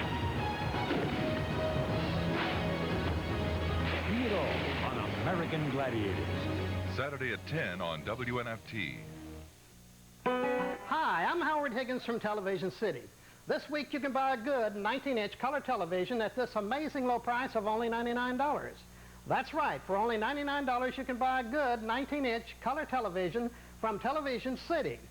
Sets like RCA, Zenith, Quasar, Magnavox, Motorola, General Electric. Color televisions for $99 at Television City, 3100 North Main Street in downtown, well, you know where. Hartley continues to play that Gator back position, which in essence is a strong safety. He'll follow that tight end to the strong side of the field, and Monty Groh started at the bandit back. You see Monty Groh there on the weak side, the right bottom of your screen. Bandit back and Gator back in this Gator defense. Garcia scrambling out of the pocket. Robinson in pursuit. Ball popped out of there, but the Spartans got it back. It was Steve Bartley. Wait a minute. They've given it to Florida. The officials disagree on the play, and they're having a discussion amongst themselves. I'm not sure if it was 44 or 41. Let's get the explanation. Ball was ruled down. San Jose State. Now let's watch Steve Bartley, the Gator back we were talking about. He's going to come up and make the hit on the quarterback who's not used to carrying the ball in traffic. It looks like that ball was on the ground before Garcia hit the turf, but I think the referee, with his tone of voice, indicated that he was the guy that blew the whistle, and he wasn't about to get overruled. So Bartley's great hit goes for naught. Garcia might be a little shaken up, though, after that one. Ellerbe looking for the first down. He comes up about a yard or two short thanks to Brad Culpepper. That's exactly right. Brad Culpepper from his defensive tackle position hustling down the line of scrimmage, and his pursuit and effort prevented the first down, and they're going to have to punt the ball away. Right? It is 4th and short. It is 4th down. We haven't seen the punt team come in yet. It looks like it's not going to either. This is a gutsy call right here. Well, you're on the road. You're playing a team that is ranked as high as 3 in the nation. Why not, I suppose? Still got 4:40 left in the second period, but San Jose State gambling. They need a good yard and a half. And there's a penalty flag. They take the delay of game. It might be that was the intent all along, to see if they could draw the Gators off for a 5-yard penalty. Otherwise, just take the penalty against themselves. Against the offense, still 4th down. You know, that's an excellent call. Thinking that maybe the Gator defense would be in an excited state, jump across that line of scrimmage, trying to prevent the first down, and they tried to get it but didn't, and now they come in with a more conventional call here. They're going to put the ball away. Gators put a strong rush on, and that ball is blocked. It was blocked by Michael Gilmore, a freshman out of Chipley, Florida. What a great effort by Gilmore. Look at the left of your screen. Gilmore untouched. He got it with his ankles. Yeah, he could have almost taken a bite out of that football as he ran by it. Michael Gilmore, you know, that's an exciting play for that freshman. And a big play for this Gator football team as they get great field position. And they've yet to be stopped by the San Jose State Spartan defense. Gilmore redshirted last year, so that is the first big play of his career. Matthews looking for the touchdown, and it's there. Willie Jackson. Great catch.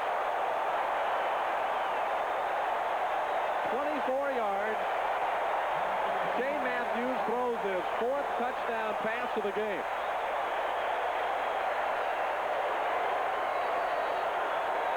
Willie Jackson, who is again one of these young receivers, seeing action, comes to the post, makes a great catch. Of course, his dad was one of the first black athletes to integrate here at the University of Florida in the early 70s. And, you know, that's an exciting event for the Jackson family. This is unbelievable. What an offensive display. With 4:24 left in the first half of the football game, as you look at Willie Jackson, and that is a big thrill for that youngster, the sophomore from right here in Gainesville out of P.K. Young High School. His father played for the Gators. In fact, was one of the first 2 black recruits to the University of Florida back in 1969. Look, no backs in the backfield, David. Everybody is split out running pass routes, and Willie Jackson on the post route just comes up with the prettiest catch of the day. Shane Matthews, again, right on target. Kolar, the safety, just not able to get there. Great protection at the line of scrimmage. You got an All-American quarterback standing back there throwing the ball downfield. And the young receiver, Willie Jackson, coming up with the biggest catch of his career. The first catch of his career. Was it the first? And it's a touchdown in the season opener of 1991. Well, I knew he saw some action last year.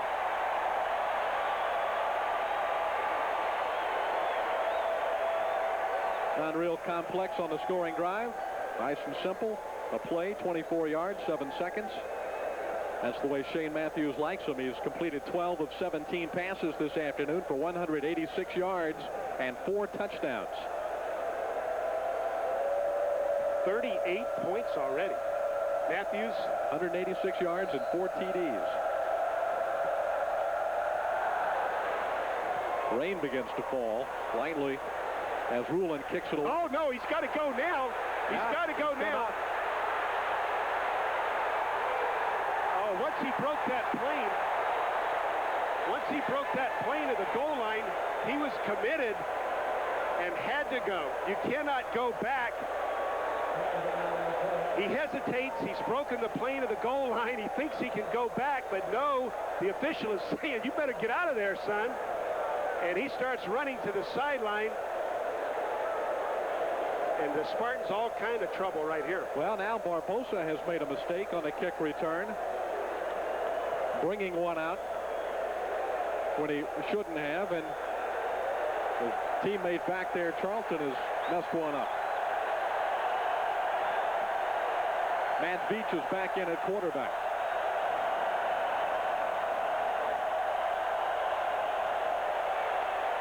Penalty flags down. Blake's the intended receiver, and he's got the football.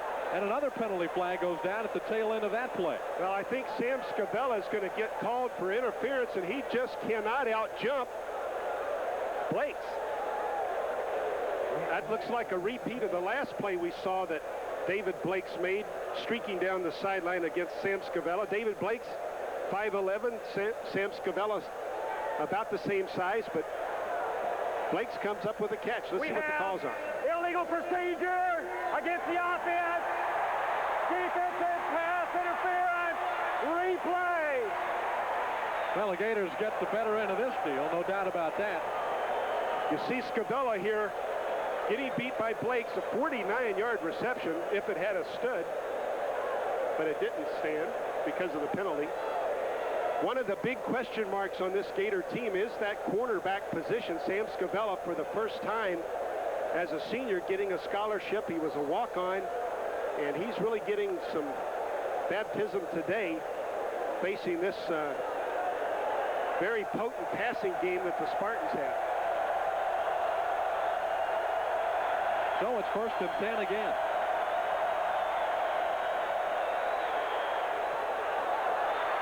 Through the hands of the tight end, Burnett. The pass thrown a little bit high. Burnett was open. Would have had the first down. I think Bryce Burnett just lost his concentration there for a second. It takes a lot of mental toughness to run across that middle and reach up and grab that football, anticipating the hit from the defense, and he just didn't get high enough right there to get that pass. Lawrence Hatch, who is a junior college transfer from the state of California. I think he is from Long Beach. He's checked in one corner. Hawthorne is thrown back across the goal line. Penalty flag down again. His forward progress will be spotted near the 2. We have a dead ball foul. Ball start.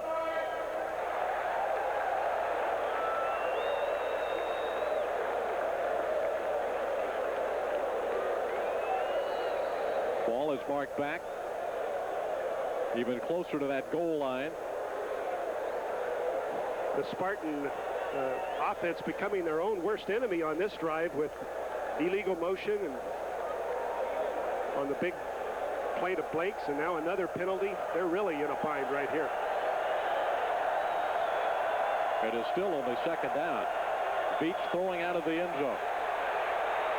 Now he'll keep the football. There's B. Bartley out in front of him, and Bartley forces him out of bounds at the 8. Well, the containment broke down on the left side of that Gator defense. You'll see Beach run to his right. The Gators get pushed inside. Bill Gunner, number 93, was responsible for some containment right there, but he just got manhandled toward the inside. No one was out there at all, so Beach was able to at least pick up some yardage. San Jose State has stopped the clock with 3 minutes and 50 seconds left to play in the 2nd quarter. Florida Gators have put 38 points on the board, and an impressive display of offense this afternoon in the season opener.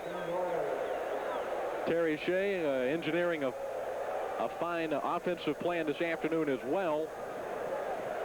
But that Gator defense has been tough here in the second period after the Spartans scored their second touchdown. San Jose State had one very impressive drive of 98 yards. Congratulations. They've shown the capability to make the big play and to strike quickly.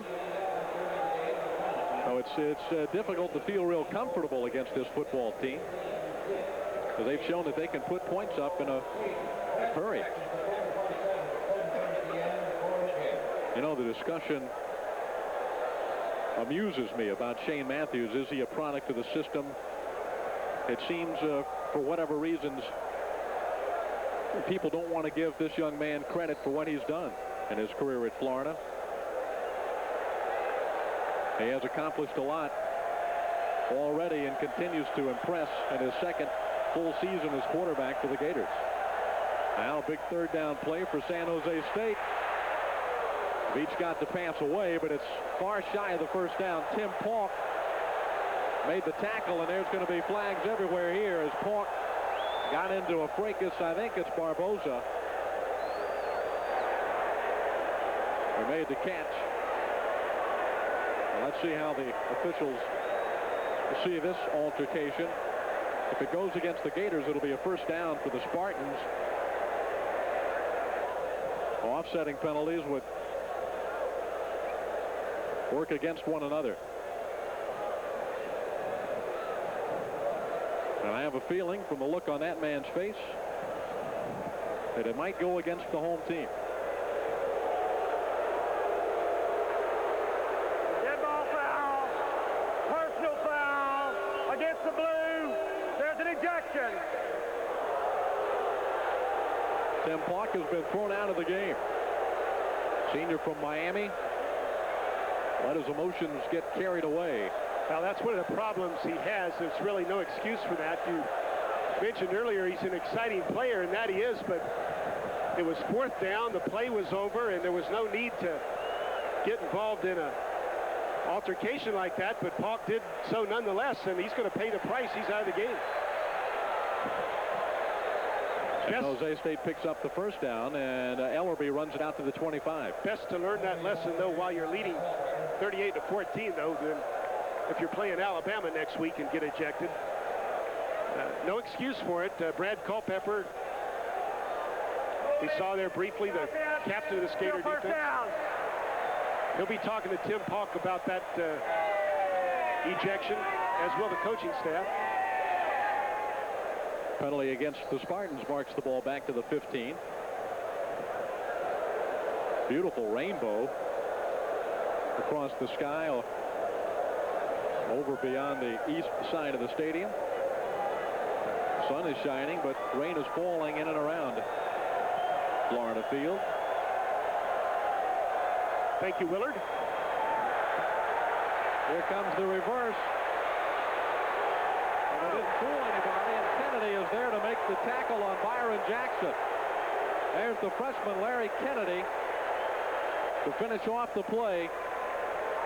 Tony McCoy is the man who pushed the play outside.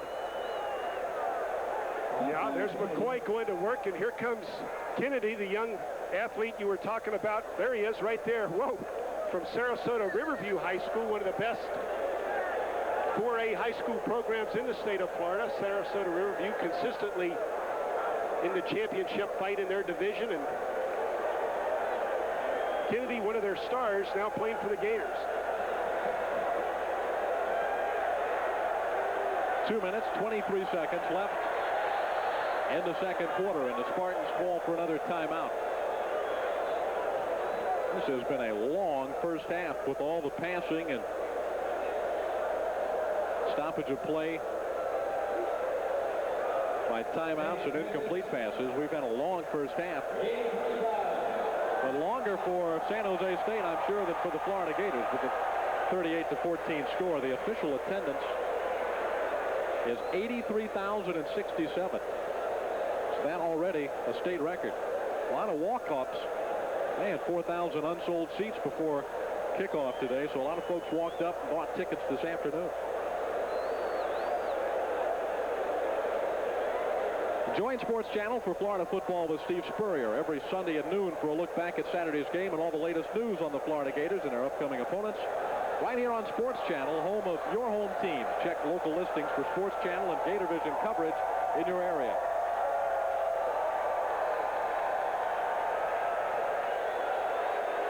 Coach Steve Spurrier has had a chat with linebacker Tim Pauk. Walked over to the senior and spoke with him immediately after the ejection. Now his attention focused back on the playing field. And on second down, just not much running room up the middle. Carlton Miles, Ed Robinson make the tackle. Let's go down on the field with Steve Babick. Well, what I can find out about Tim Pauk, I think both he and the San Jose State player mixed it up together, but I think the fact that Tim went after him a second time was the reason for the ejection, and he is out of the game. And guys, I don't know if you can notice, but my cameraman Ron Bates and myself, we're getting a little bit rained on right now. With sun shining brightly in your face, which is not unusual in Florida this time of year or any other time of the year for that matter. Third down and long and even longer. Tackle made by Bill Gunner, the junior who took some time off away from football. He's interested in going into the ministry, but he's back and focused on football here in Gainesville. That play lost 13 yards. Take a look at Gunner. Brad Culpepper, Bill Gunner in hot pursuit of Veach, and that ball is going to become more difficult to handle as we see the rain finally hitting the field. It's been raining on campus here for about the last 20 minutes, but it didn't get over to the stadium until just the last minute or so. And even though the sunshine is out, it's raining. Well, interestingly, quite significantly. Jim, it's raining on the half of the field that San Jose State is on. On the other side of the field, there's no rain falling. Now it begins to spread from one side of the football field to the other. The score is 38-14 Florida with 1:29 left in the second quarter. A new state record attendance, 83,067 here today. We thought it might take another week to get that record, but not the case. Myrie kicking from deep in his own end zone. Gets this one away. Monty Duncan spins away from a man at the 35. He's got some room now.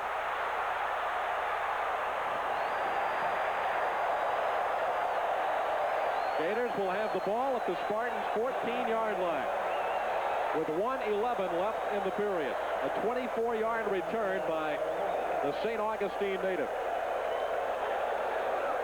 Just a great job right here reversing his field.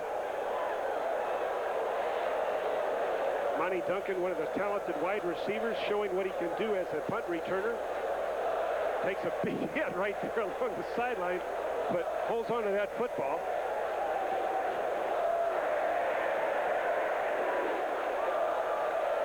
Matthews looking for the end zone. Penalty flag's thrown and the pass is intercepted. Trying to hit Willie McClendon, the running back, along the sideline. Linebacker Chris Clark stepped in front and picked it off, but there are penalty flags on the play. That would be Matthews' first interception of the day. It seems to be against the Spartans. Bad break for the visiting team after coming up with an interception. Here's the call. Holding. Makes an automatic first down. See if we can pick it up. McClendon escapes easily. We don't see the holding initially. There's the nice interception by Chris Clark. Number 22, the linebacker who had McClendon covered.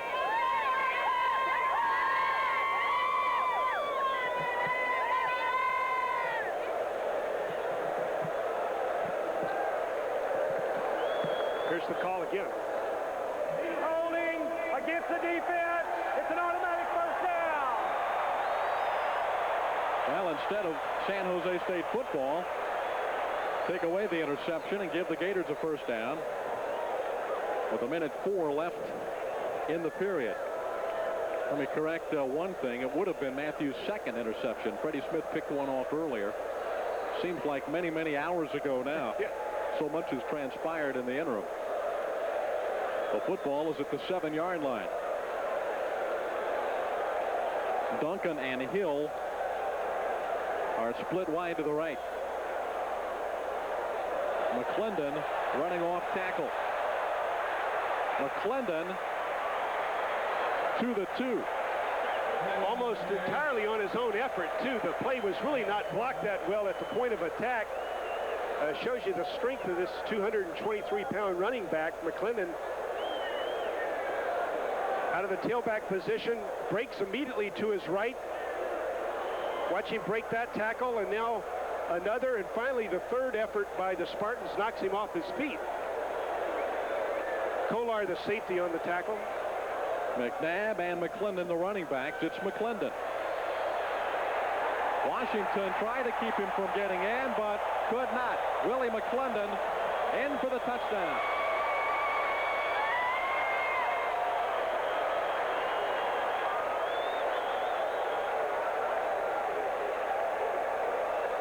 Power football. McClendon, look at the balance. He gets tripped up in his backfield, but puts his arm down, maintains his balance, and fights his way into the end zone. Again, just an extraordinary effort by the senior tailback. Nice effort at the line of scrimmage, but a great effort by Willie McClendon. The extra point, good again. Scoreboard light sparkling. 45-14 now is the score, with the Gators pouring on the points in the first half. Still 22 seconds left in the second quarter. I got to believe that Shane Matthews will come out, and Brian Fox and Terry Dean will see some action. Willie McClendon will probably get a rest as well. Get some more inexperienced ball players on the field. Take advantage of the fact that you're leading 45-14 at halftime. I'm sure we'll see Fox and Dean, one or the other, maybe both in the second half. McClendon scored the first rushing touchdown of the season. Shane Matthews has thrown 4 touchdown passes. The other touchdown came on a pass interception returned by linebacker Carlton Miles. Krzyzewski also has a field goal, and that's how the 45 points have totaled. Harrison Houston has caught 3 touchdown passes for the Gators. Willie Jackson 1. Willie McClendon has run 1 in. And the Miles interception return. Brian Ruland has been a busy man already this afternoon. He'll kick off once again.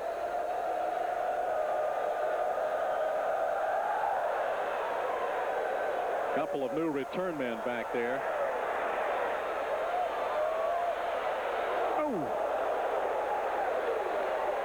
Byron Jackson is taken down at about the 23-yard line. I hope you've written down this scoring activity. I'd like to see you recap the scoring off the top of your head. We'll need an hour-long show to do that. 45-14 at halftime. Unbelievable.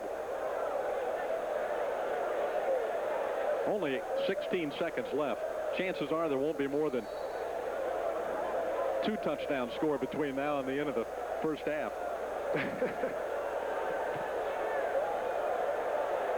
San Jose State keeps it on the ground. Ellerby, the tailback, runs it out close to the 30-yard line. That will likely be the final play of the second quarter. And time runs down here at Florida Field. After 2 periods of play, a lot of smiling faces headed for that Gator locker room. And there's the reason why. Florida 45, San Jose State 14. We'll be back in a moment. I'm not going to take it anymore. I've done some pretty crazy ads for Auto Insurance World, but I would never mislead you by making wild claims that you can get insurance without paying for it. It would be great if it were only true. But in real life, you get nothing for nothing. For over 10 years, I've told you I want to save you money at Auto Insurance World. Not mislead you or make wild claims that don't make any sense. With over 60 offices in Florida, you need to call the Auto Insurance World office nearest you right now. I just want to save you money. It's the sale that's been 50 years in the making. but well worth the wait. Now held over, the 50th anniversary Jeep sale, where you can rediscover American value with discounts and cashback on Jeep Cherokee. Or save big with cashback on a legendary Jeep Wrangler. Plus, you could save more, so see your dealer today. You've waited 50 years for a sale like this. Don't miss it now. Get the advantage at your Florida Jeep and Eagle dealer today.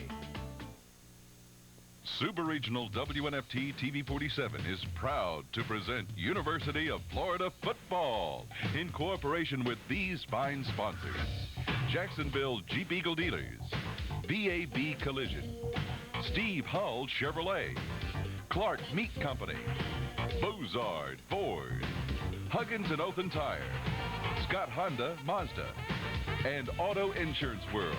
We hope you enjoy the game and go Gators!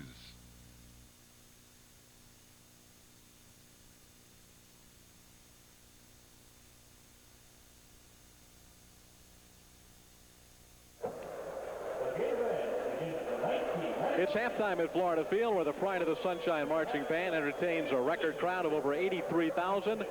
The Gators lead San Jose State 45-14 at the intermission. Now it's time to take a look at the latest news from the University of Florida.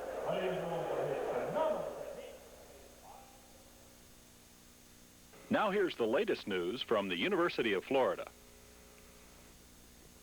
This beautiful vista was created using wastewater.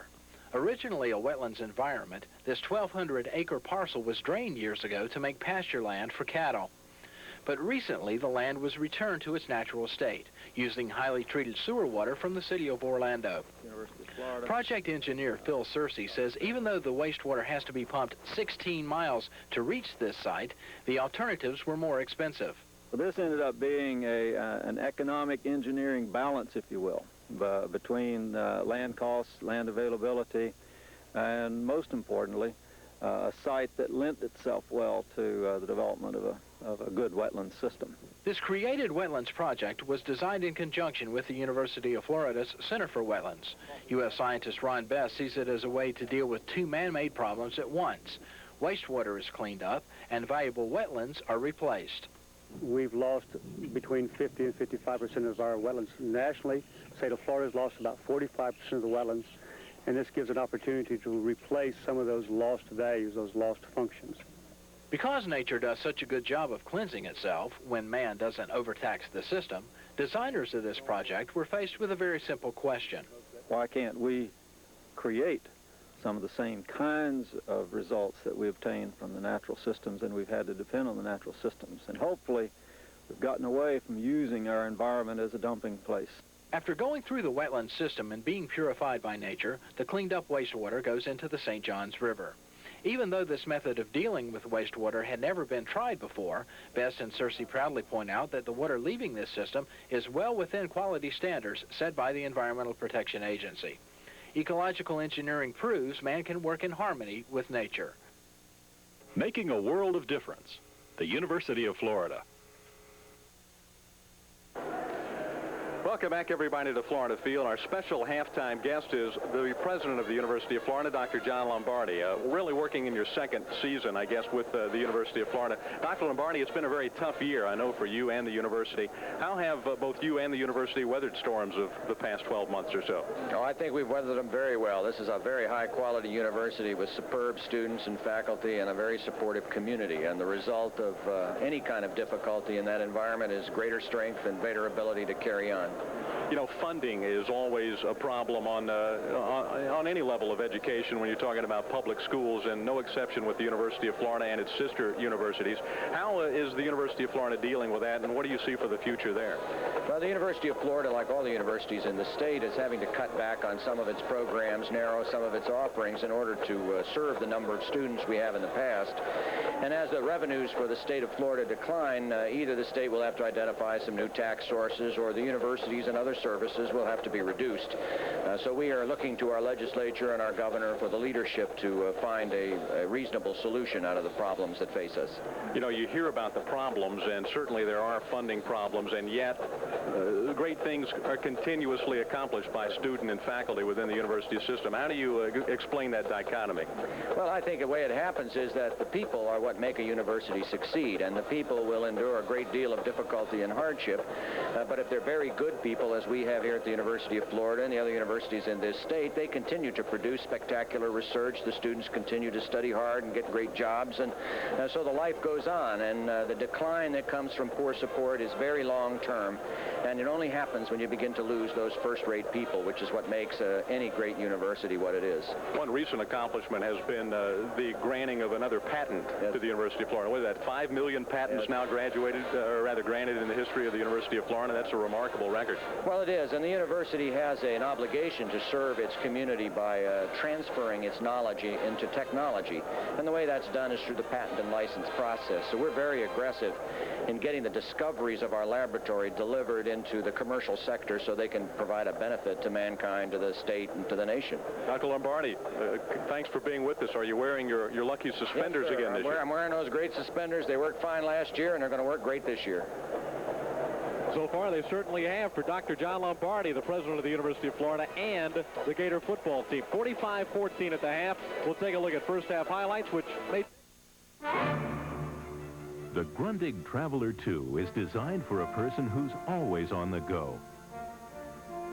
With Grundig World Band radios, you don't have to be surprised by events such as the opening of the Berlin Wall, Desert Storm, or the changing face of the Soviet Union. The Grundig Traveler 2 incorporates full-size features, including multifunction digital alarm clock, 7-band AM/FM shortwave radio with a multifunction LCD display, world time selection switch, and earphones. The Grundig Traveler 2. Call 1-800-841-0300 with a major credit card, or send check or money order to Grundig Traveler 2, P.O. Box 4670, Omaha, Nebraska 68104. Grundig, your ear to the world. Imagine sitting in a boat with 4-time world champion bass angler Rick Clunn as he shows you step-by-step how you can use his winning crankbait techniques. Well, that's what it's all about when you join the Bass Anglers Sportsman Society. I'm Ray Scott, and if you want to become a better bass fisherman by learning the secrets of classic champions, then bass is where you ought to be. Through the pages of Bassmaster Magazine, our official publication, the world's top anglers like Rick Clunn, Jimmy Houston, and Gary Klein will share their angling know-how with you. And as a member of Bass, you'll get 10 big issues a year, packed with how-to articles showing you the tips and techniques that keep the winners on top. So join Bass today, and I'll send you this free tackle pack. Call 1-800-841-0300 now to join Bass and get your free tackle pack with Berkley's Power Worms, Cordell's Neon Spot, Berkley's Trimax line, plus your free copy of Winning Secrets of the Classic Champs. With your $15 paid membership, you'll also receive 10 big issues of Bassmaster Magazine and full membership credentials. Call 1-800-841-0300. Do it now. Welcome back to Florida Field. Halftime continues. The Florida Gators lead San Jose State by the incredible score of 45-14. A lot of highlights in the first half of this football game, Jim Yarborough. And let's take a look at some of the things that happened here in the first half, with Florida leading by such a overwhelming margin. The Gators, with their first offensive play of the 1991 season, scored a touchdown.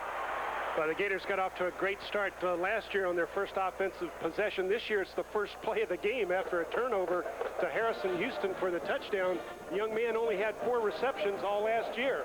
One of 3 touchdown receptions by Houston, but then San Jose State shows that it can put some points on the board also. Matt Veach hits Bryce Burnett, the tight end, streaking down the sideline. Del Spears not able to get over there in time to help out B. Bartley, and potent attack gets a touchdown of its own. The Florida's defense rose to the occasion a number of times in the first half. Carlton Miles with the interception and an 11-yard return for the touchdown. Carlton Miles doing an excellent job from his inside linebacker position on the run and this time on the pass play with the interception. Well, you couldn't ask for much more here if you're a Florida Gator football fan. Certainly the Gators very impressive in the first half of this game, leading San Jose State 45-14 at the half.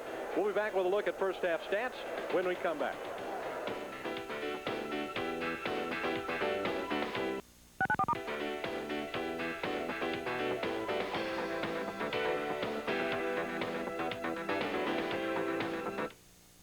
John Riggins with 10 reasons why it's time to order Field & Stream now. One good reason is this tough water-resistant duffel bag. I'm sure we couldn't do any better than Steve Hall Chevrolet. Our salesman at Steve Hall Chevrolet really cared. We both left happy. He didn't try to oversell us. They didn't pressure us. We listened to what we wanted. There was no game. We really couldn't. We couldn't have done any better than Steve Hall Chevrolet. We believe when you do things right, right things are going to happen.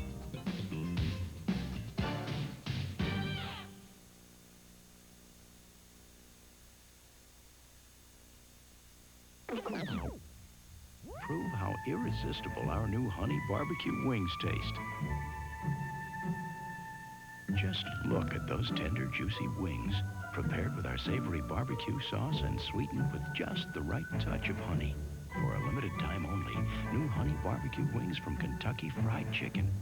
So irresistible, the experts are already buzzing about it. In fact, they're spreading the news.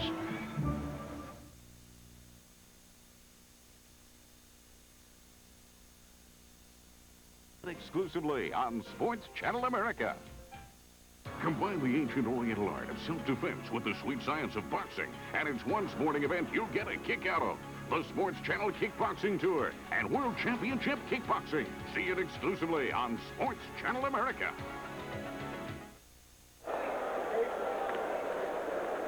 We are back. David Steele and Jim Yarborough from Florida Field. The Gators 45, the Spartans 14. An explosive first half of football here.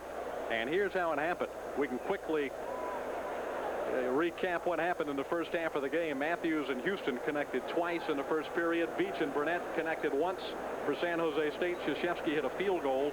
And after one, the Gators led by 10. In the second quarter, San Jose State cut the lead to 3 on a 1-yard run by Hawthorne, and it was Matthews and Houston again connecting. The interception by Carlton Miles increased the lead to 31-14, and then Matthews threw his 4th touchdown pass of the first half, this one to Willie Jackson for 24 yards, and the Gators led 38-14. Willie McClendon capped off the first half scoring with a 2-yard run, and the Gators lead 45-14 at the end of the first half. An incredible first half for Shane Matthews. The Gator quarterback was sensational, is about the best way to put it here in the first half of this football game. Well, the Gators had a potent offensive attack last year. So did San Jose State. Both of them come out this afternoon, and the Gator defense able to shut the Spartans down, but the Spartans cannot put the brakes on this potent Gator offense, and they continue to roll up big numbers. And Shane Matthews, what a great start for this Heisman Trophy candidate. And only 1 turnover in the first half, despite lots of pressure put on by the San Jose State defense. Halftime stats brought to you by Dairy Farmers Incorporated, producers of real Florida fresh milk. The second half gets underway when we come back with the Gators on top 45-14. We'll be back right after this. Do you realize just how much difference there is in life insurance rates from one insurance company to the next?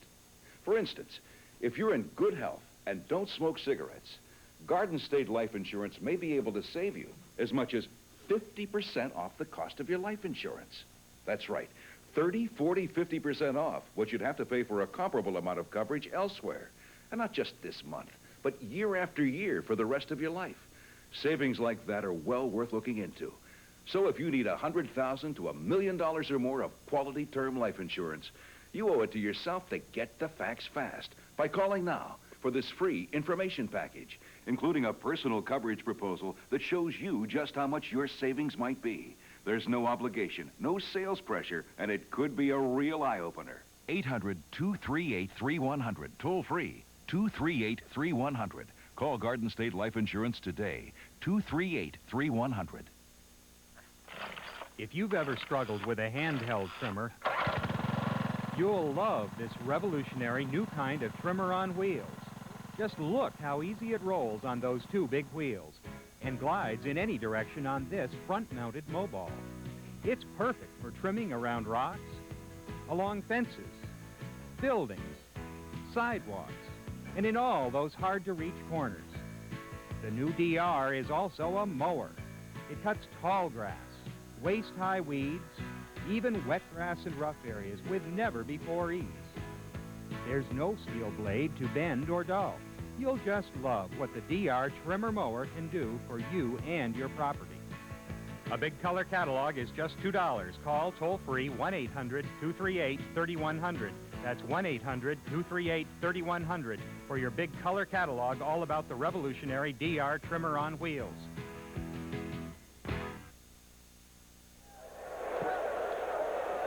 We are back at Florida Field, a crowd of better than 83,000 ready for the second half of this football game, the season opener from Ben Hill Griffin Stadium. This magnificent facility, which is now the largest football stadium in the state of Florida, the 8th largest on-campus football stadium in the country. There's the new north end zone with those touchdown terrace seats. Coach Steve Spurrier watched his team put 45 points on the board against San Jose State in the first half. You don't have to be a mathematical wizard to figure out that this football team at that rate could set a number of school records. The Gators got 144 points in a game in 1913 against Georgia Southern College. I'm not sure if you could consider that modern football history. Since then, 77 points against West Texas State back in the early 80s would be the mark to shoot for. Certainly that would appear to be within reach with 30 minutes of football left to play. Joe Nedney, the left-handed freshman place kicker, will kick off, and the second half is underway from Florida Field. The Gators' Harrison Houston, who's had himself a tremendous afternoon already, brought down at the 27-yard line, and the tackle made by Paul Hamilton. A 12-yard return by Houston. Matthews coming out to start the third period. I'm really surprised that Coach Spurrier continues to go with his ace quarterback, Shane Matthews, with this kind of lead, but perhaps he wants to get some more points on the board early here in the second half. I really don't understand why Terry Dean, Brian Fox are battling out for the second quarterback position. They're not going to play for a while. Matthews play action. He's got a Rhett. And Rhett has a first down to the 39. Eric Rhett caught 4 passes in the first half. Tackle by Greeny. So that's his 5th reception of the day. Jeff Greeny made the tackle for San Jose State. Rhett, only a sophomore, was number 4 in the Southeastern Conference last year in the rushing yardage. There's tight end Greg Keller, who is sitting this one out. Broken collarbone. He'll be out about 4 weeks, we understand. From the 39, Rhett carries the ball across the 40, picked up a couple of yards to perhaps the 41. Keith. Celtic. So a gain of 2 yards for Eric Rhett. One of the reasons I would think, Jim, that Shane Matthews is still in the ball game is the explosiveness of the San Jose State football team. I don't think Coach Spurrier feels completely secure at this point, even though he's got a sizable lead. Well, they got to be nuclear to catch up. You talk about explosive. They need a nuclear attack. Houston with the catch. Out to the 46-yard line. Harrison Houston caught 3 passes in the first half, all for touchdowns. So that's the first time that he's caught a ball, and it hadn't counted for 6. Let's go down on the field to Steve Babick. Before the first half, had to go in. He had cramps, and Cal hasn't come back out of the locker room yet. So backup center number 74, Gant Crouch, is in there at center. The other first teamers are there, but Cal Dixon having some cramp problems, and they'll wait to get him back in a little bit later. The pitch to Rhett. Nice cut back to the inside, and he might have gotten the first down. They'll spot him near the 49. So far, we've seen a much more conservative Gator offense early in the third period after the wide open first half of play. Well, a conservative offense makes a lot of first downs. The exciting offense we saw in the first half was making touchdowns. So maybe this is his idea of being conservative, make first downs instead of touchdowns. But this Gator offense just very potent. From the 49. And apparently a delay of game again against the Gators.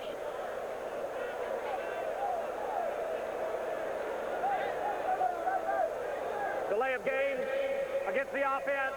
Still first down. 5-yard penalty sets it back to the 44. How about Jackie Sherrill and the Mississippi State Bulldogs? They beat number 13 Texas today in Starkville 16-3. Good for them. That's the Southeastern Conference against the Southwest Conference. Texas had a great team last year. They went to the Cotton Bowl. Dexter McNabb on the draw. Penalty flags as McNabb crosses the 50 to the 48-yard line. Good for Mississippi State, but I'm not so sure how good it is for the rest of the Southeastern Conference. The Gators have to play that football team in Orlando later on this month. And that win for the Bulldogs might sell a few more tickets to that football game, which I understand is already selling very nicely. Game that we played on the 28th at the Citrus Bowl, and I talked with the Citrus Bowl official before today's football game here in Gainesville, and he told me that better than 60,000 seats have already been sold.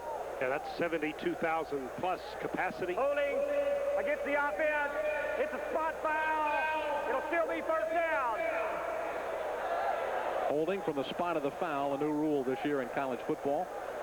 Marks it back to the 31. Another future Gator opponent, Syracuse, defeated a Southeastern Conference team on Saturday, 37-10 over Vanderbilt. The Carrier Dome. We'll be there a couple of weeks. First down and very long for the Gators. Dump pass to McNabb, the fullback. Brings it out to the 43-yard line. Anthony Washington and Troy Jensen combined to make the tackle. 12-yard play for the Gators. Take a peek at the new center in action, Matt Crouch. Doing a nice job picking up the blitz. A little bit of a hold with the left hand. He's learning quickly.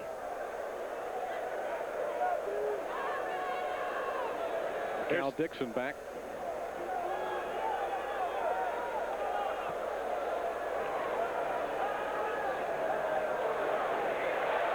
Eric Rett, wide open. Got away from Dreyer. Eric Rett to the 17-yard line of San Jose State. The linebacker Chris Clark moved way downfield to make the stop, but a 40-yard play. I think the difference between Eric Rett and Willie McClendon is this open field ability that Eric Rett has. Willie McClendon more the power back. Look at that move right there. Another as he cuts inside, and he's going to try and make another cut inside, and it works as well. Beautiful run in the open field by Eric Rett. Gators threaten to get more points. Play action. There's McClendon wide open.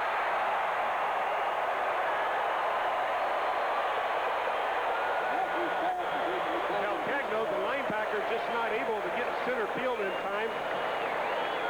Bit of a draw fake, got the linebackers to step up, created a cavity in the secondary.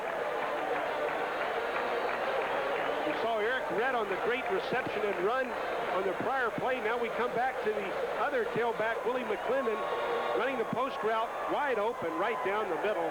Calcagno not able to get there to interfere with the pass. Shane Matthews has thrown 5 touchdown passes in the game. Arden Krzyzewski kicks another extra point. And a Gator point parade now at 52.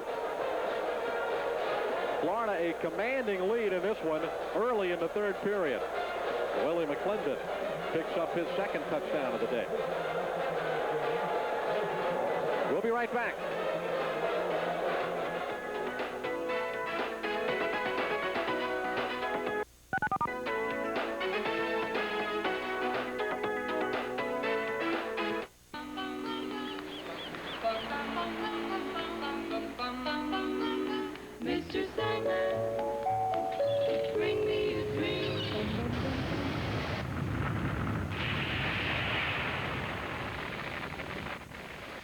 Jeep Wrangler Renegade.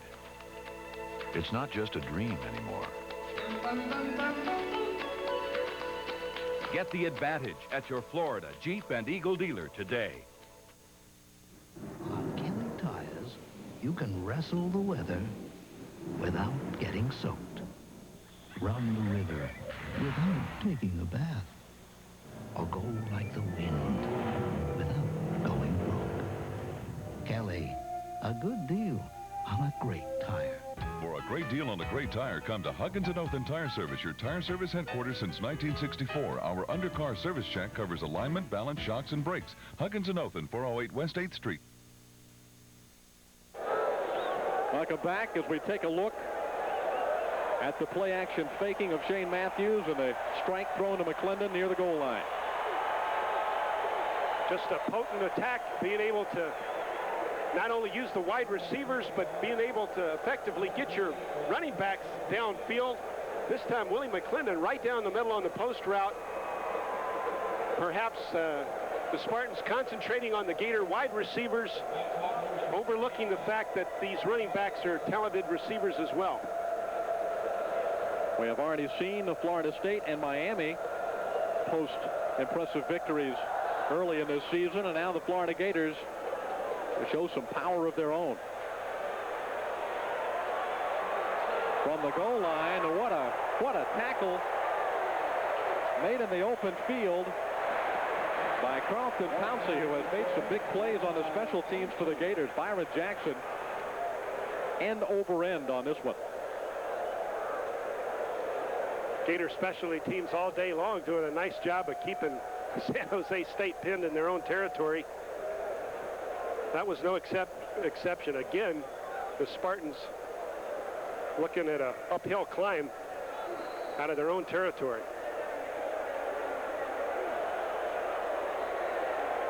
Senior quarterback Matt Veach hands the ball off to the fullback Hawthorne on first down. Tony McCoy made the stop. Veach has not put up some bad numbers at all here in this season opening game.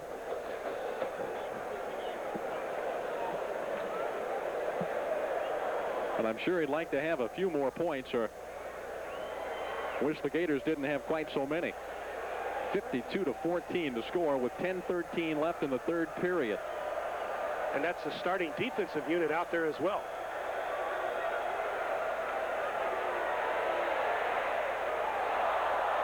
Pass almost intercepted again by Carlton Miles. Ed Robinson was also there, but it was Miles who almost picked it off. You got to give Veach credit this time. Watch him stand in the pocket with the walls caving in around him. Right, at his backside, he's going to get some pressure, but he does step up, as you indicated. Gets the ball downfield, but there's 5 Gators near that football and only 1 Spartan.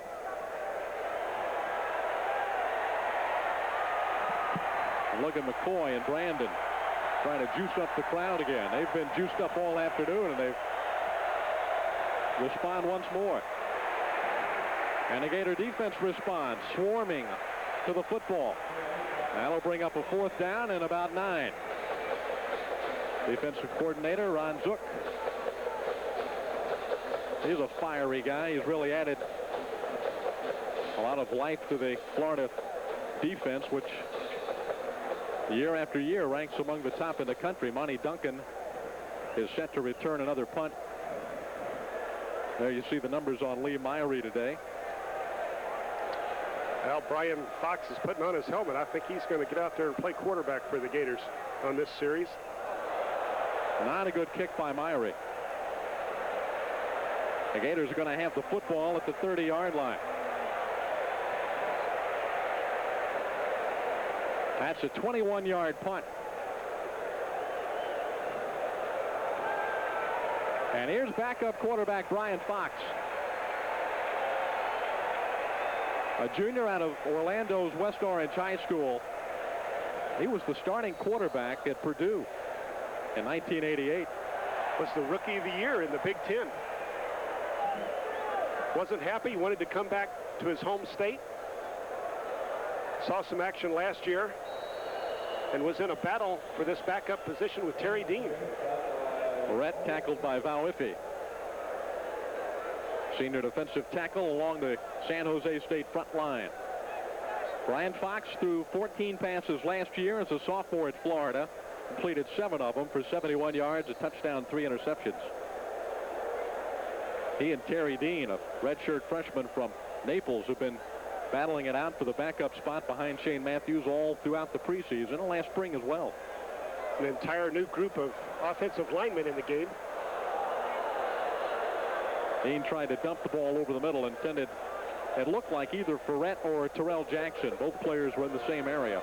O'Connell putting pressure on. New offensive line for the Gators. We've already seen a good bit of Grant Crouch with the minor injury to Cal Dixon. What a great job that first team did protecting Shane Matthews. As now we see Brian Fisher at right tackle, Big Dexter Smith at right guard. There's Crouch at center. Freshman Dean Golden at left tackle. Big number 62. Fox getting pressure. And down he goes at the 45-yard line. Give credit for the sack to freshman Jimmy Davis. They are very high on this young man out of Syracuse, New York. Getting a chance to show what he can do in the third quarter of this football game. Well, the second team unit gets nothing done, gives up the first sack of the afternoon. Just a bit edgy out there as we see Shane Edge come out to punt.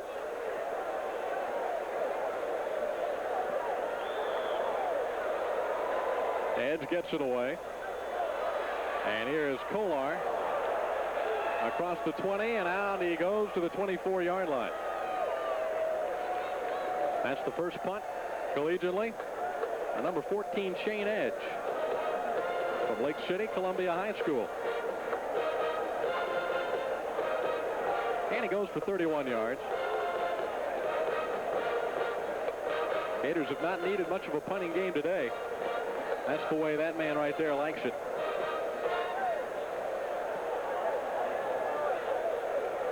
A lot of first-teamers still on the field for the Gators on the defensive side. A new front wall, however. Some substitutes up front at defensive tackle. William Gaines is on the field. Here is the pitch to freshman Donald Lindsay. Lindsay taken down by Ed Robinson at the 24-yard line. There's Harvey Thomas still playing, but William Gaines, number 94, in pursuit. Big number 61, Ellis Johnson, seen some action. There's Ellis.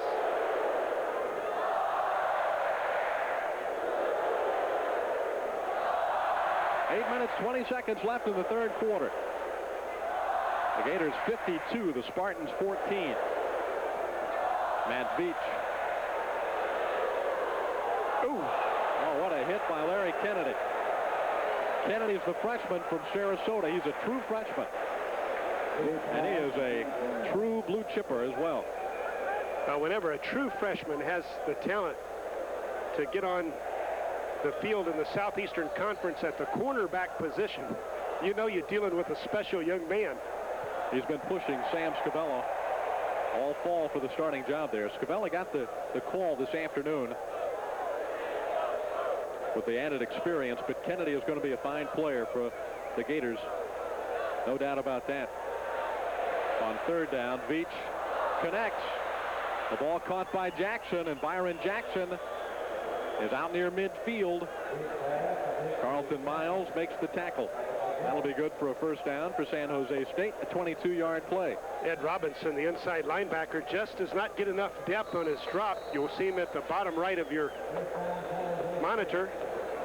There he is. Robinson just not able to get the proper depth to cover Byron Jackson. The ball's delivered right over his outstretched hands, and Jackson comes up with a nice catch and a big first down for the Spartans.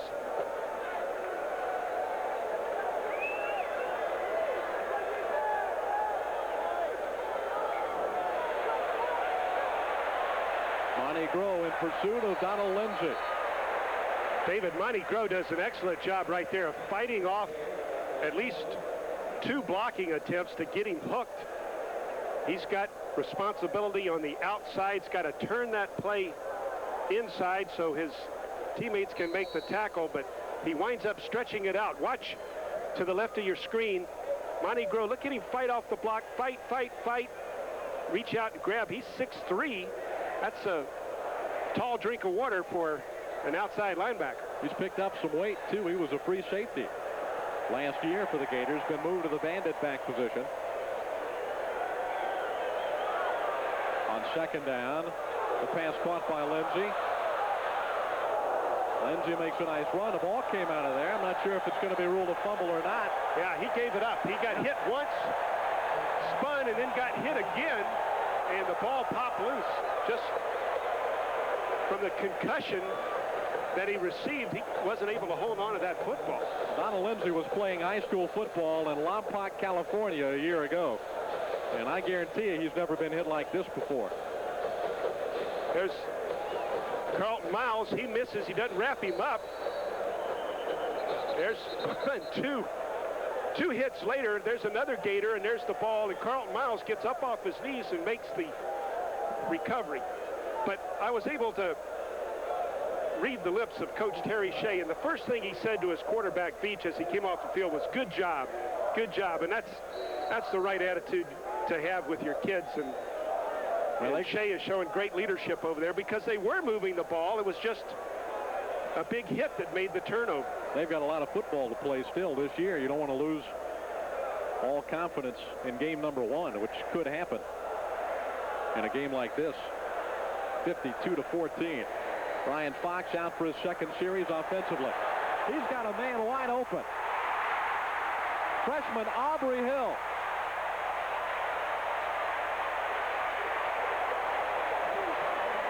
"54 yards. Freddie Smith, the senior cornerback, just gets beat badly by Aubrey Hill. Brian Fox, all kinds of time in the pocket. Aubrey Hill is a redshirt freshman.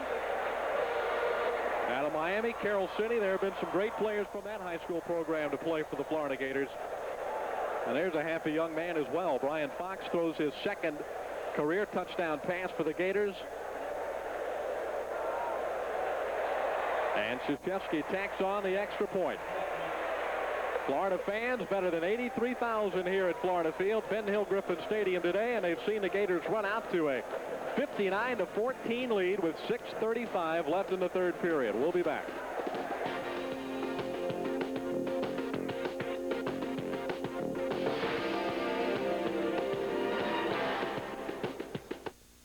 On the road. Are you thinking of buying a new Mazda? Do you want to save money? Take a tip from the Scott Shop St. Augustine. Both Mazda dealerships in Jacksonville are owned by the same clan. So if you shop at one, there's no much incentive for the other to beat the price. Scott will. Make sure you have gotten a good deal. See Scott Mazda in St. Augustine. The Scott dealerships have sold thousands of cars in Jacksonville because they save people money, lots of money. So take the short drive and save. Uri Geller, the world's greatest psychic. For nearly 20 years, Uri Geller has demonstrated his amazing psychic powers. Call now for information on actual psychics endorsed by Uri Geller. I'm Uri Geller, and I have great news for you. Call now and learn how you can speak live, one-on-one with an actual psychic. Call 1-800-535-LIVE. They share the power, and they'll share it with you. Call 1-800-535-LIVE. There's no charge for this call, but you must be 18.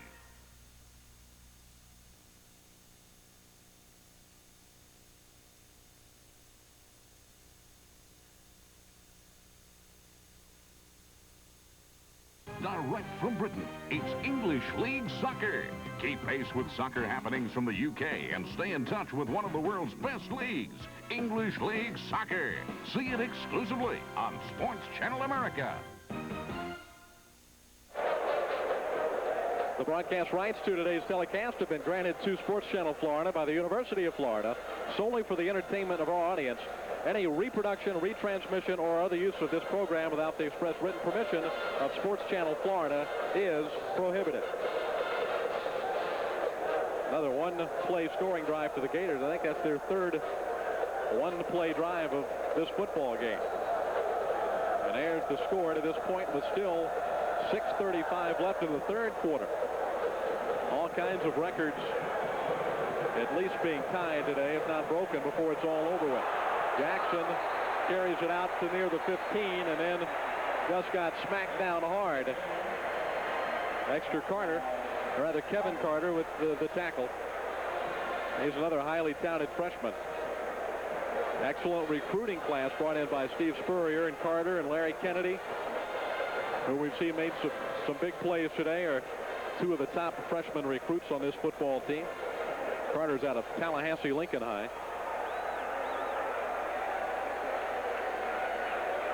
Now remember, this is a San Jose State team that was 9-2-1 last year and has a lot of folks back from that football team.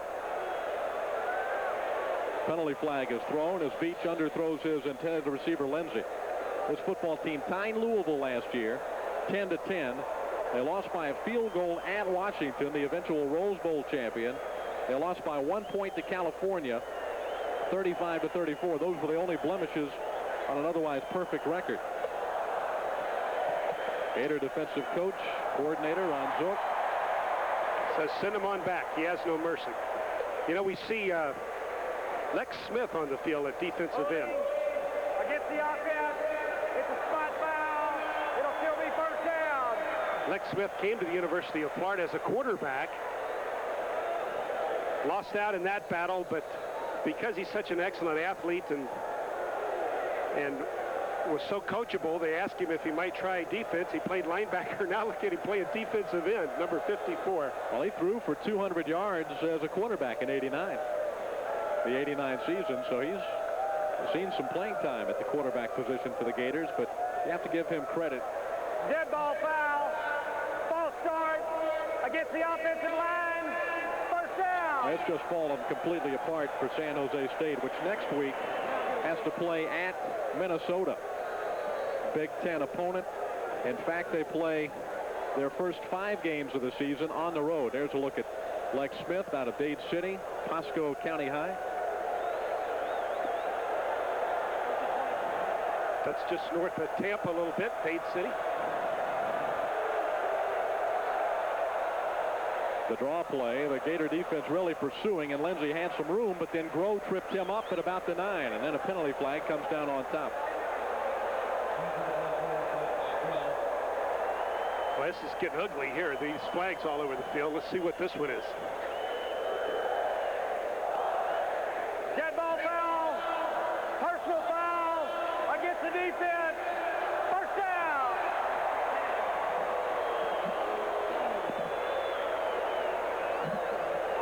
Head coach at San Jose State, even though his ball club is down by 45 points,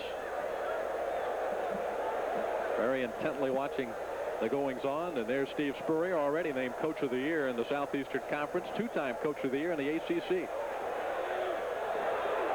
Pass is caught by Charlton. That's his first reception of the afternoon. Linebacker Greg Diamond made the tackle, number 51 for the Florida Gators. Diamond, an interesting story. He was supposed to have been out of the lineup for about 5 weeks with an injury, but here he is on opening day. Greg Diamond, senior out of Lakeland, another guy who's just stayed in this football program until time comes for him to really contribute in his senior season. Second down and a couple. Beach throwing deep. Blake's the intended receiver. Scavella this time knocks it away. All right, Sam. This time he timed his jump. So Blake's could not come up with a big catch. Blake's had beat him 2 times earlier during this ball game by simply out-leaping Scavella on the deep sideline route. This time Sam has excellent position, which he had the other 2 times. But he times his jump perfectly, knocks it away. Clock stopped with 4:29 left to play in the third quarter. Don't forget, next weekend, the Alabama Crimson Tide will be here at Florida Field. Of course, we'll have all the coverage right here on Sports Channel. Veach rolling out on the play action. Nice throw. He looped that ball right in front and behind the defenders. David Doherty makes his first catch for San Jose State. There was coverage in front. There was coverage behind. A perfectly thrown pass by Veach. On the bootleg, Pete Archie trying to run with the receiver, Doherty, but Veach just drops it over his head, and Archie is helpless as the Spartans come up with a first down. That was a bootleg action, just trying to buy time so the quarterback could look down the field. He does have the time and finds Doherty. Oh, the freshman tailback Lindsey runs into a blue brick wall led by Greg Diamond, the linebacker, and Monty Grove. William Gaines was also right there plugging up the gap. Matt Veach, some good numbers. Well, those are good numbers on a normal Saturday afternoon, but this isn't normal because the problem with Veach and the Spartans is they could not stop the Gator attack, but Veach has done a nice job. Well, the problem is I think they have 5 yards rushing for the afternoon. Veach got hit as he threw the ball by Diamond, and the pass is incomplete. Good coverage by Kennedy also at the other end. This guy is going to be a good one. Brad Culpepper just really gets tremendous pressure on Veach. Culpepper, an all-conference candidate, senior captain. A lot of experience at that defensive line position when he's out there. Culpepper has already graduated. He got his degree in history in August. He's working on a master's degree now at the university. Stan was an all-conference player in the early 60s at the University of Florida.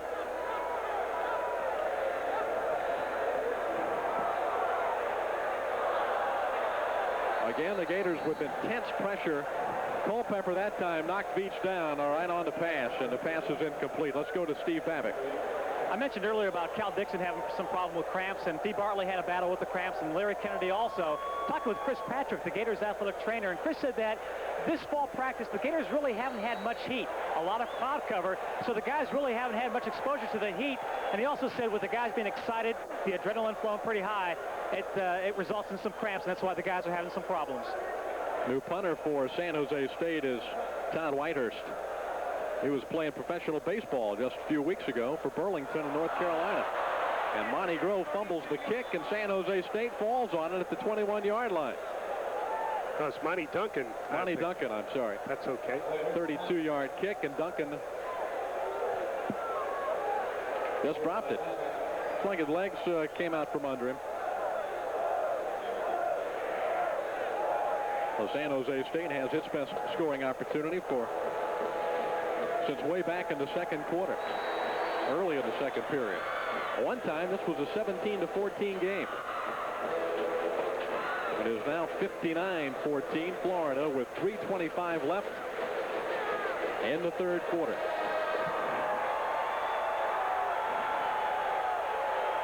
Veach with time. Going for the tight end, Burnett. Burnett has the ball for the touchdown. His second touchdown reception of the day. Ed Robinson trying to match up with a big tight end, Bryce Burnett, on that post route. Much like Willie McClendon defeated the linebacker from San Jose State on the post route on the previous scoring drive the Gators had. This time the Spartans come back with a route, but use the tight end to beat the inside linebacker. Veach with excellent protection, right on target. Burnett has been ranked as high as perhaps the third best college tight end in America in the preseason, and he showed us why right there. The extra point is kicked through by Nedney, and the lead is cut back to 59-21. We still have 3:19 left in the third period from Florida Field. We'll be back.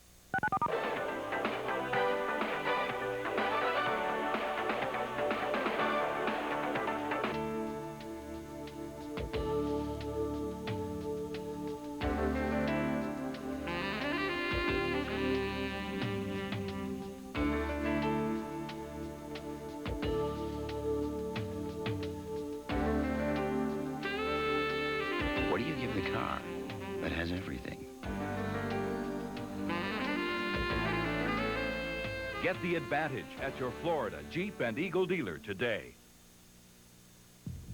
Think all talk lines are the same? You should hear what you've been missing. Ooh, that sounds great. The one call that puts you in touch with real women who really love to talk on the phone.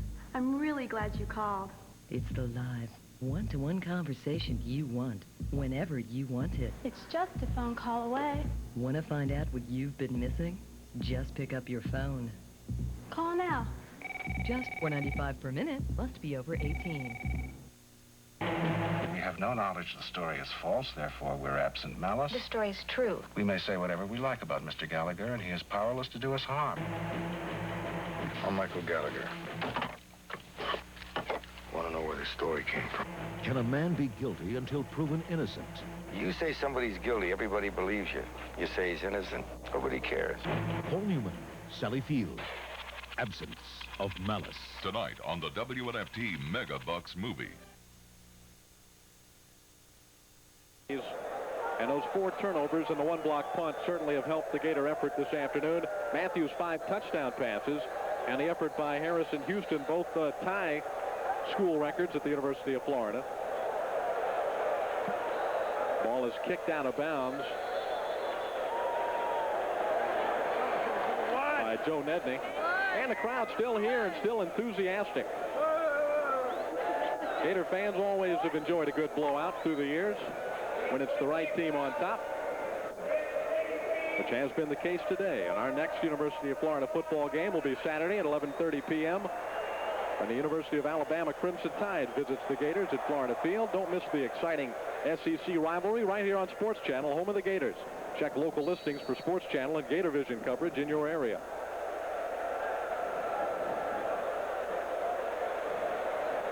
Brian Fox still the quarterback. He threw a touchdown pass, his first of the season, the last time out to the man in motion, number 82, Aubrey Hill. But this time a handoff to tailback Eric Rett. Not much room to run. Simon Valafi made the stop for San Jose, which just scored its 3rd touchdown of the afternoon on the touchdown pass from Beach to Burnett. Valafi, the only starting defensive lineman returning this year for the Spartans. They really lost a lot of valuable starters on their defensive unit, so they're rebuilding on the defensive side of the line of scrimmage.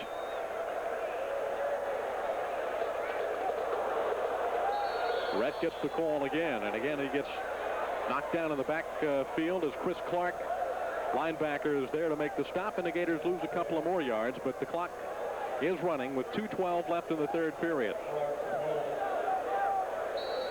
Well, this second unit better buckle their chin straps a little tighter. Coach Spurrier is going to make some changes with these guys out here.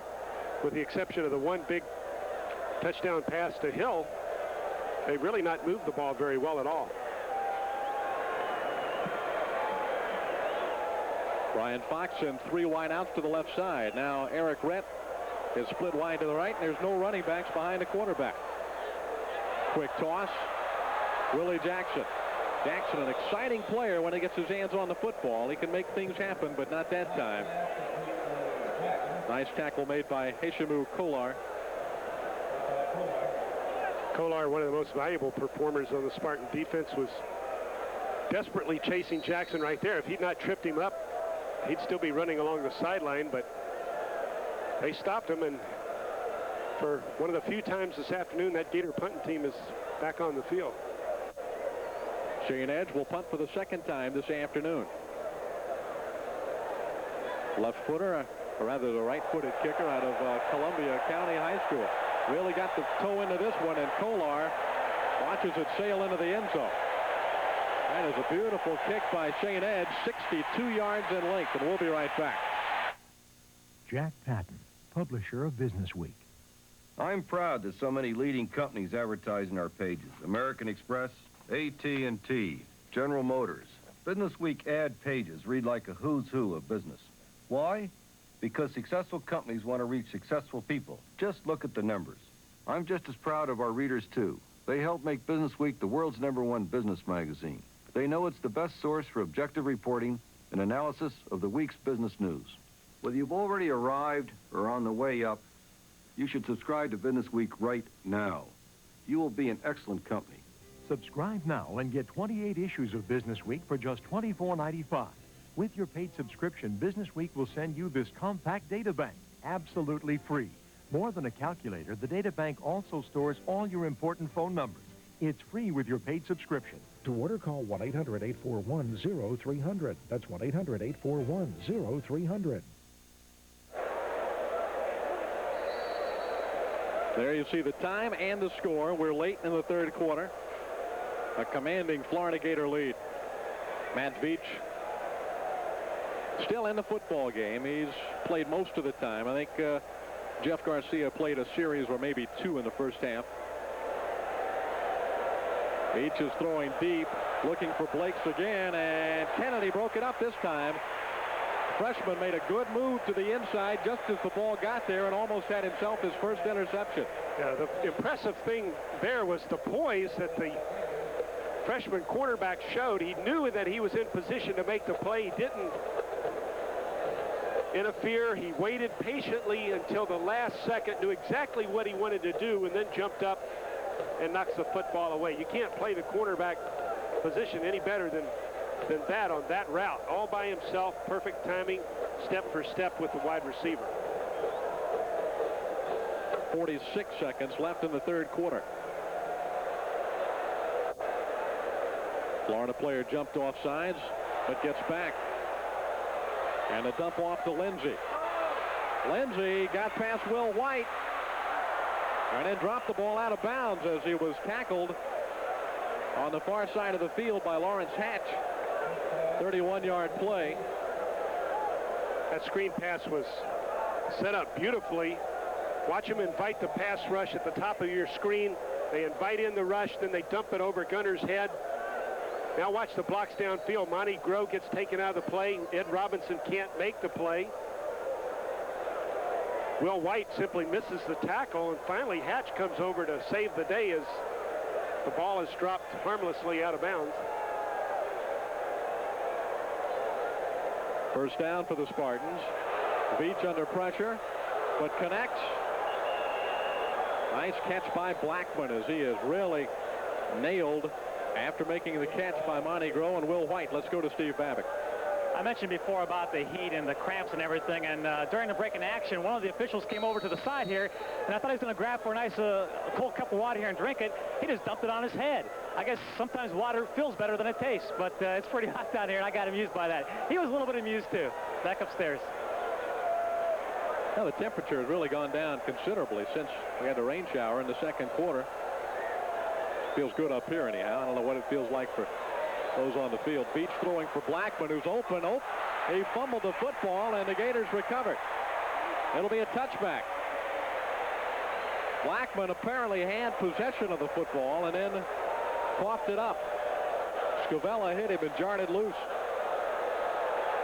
That's a tough break for the Spartans. Bobby Blackman, who is the leading receiver returning to the Spartan Ball Club, one of the young guns that they're so proud of, is wide open on the post route. Yeah, he does have possession of the ball, and then it's knocked away. Scavella, Sam Scavella on the hit, redeems himself at the last instant, knocking that ball away. Looked like the correct call. Will White unable to get there in time, but does recover the ball. This will be the last play of the third quarter. And it'll be a pass play, which is going to be overthrown, intended for Aubrey Hill up the right sideline. That will do it for quarter number 3 from Florida Field. After 3 periods of play, the score, the Florida Gators 59, San Jose State 21. We'll be back for the final 15 minutes right after this. It's the sale that's been 50 years in the making, but well worth the wait.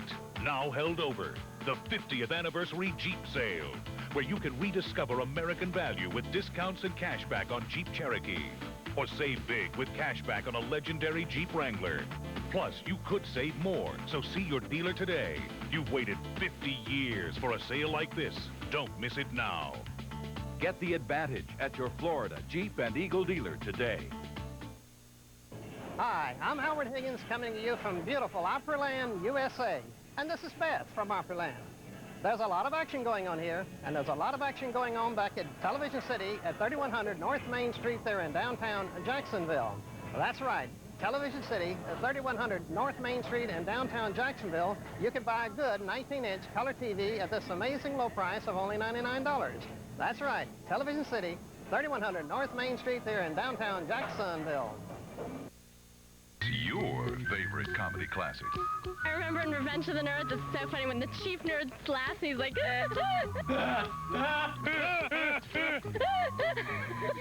You got a great sense of humor.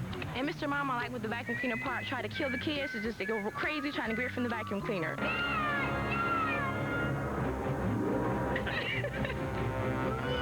We've got your favorites every Sunday from 4 to 6 on the WNFT Comedy Classic Movie. Action switch and earphones. The Grundig Traveler 2.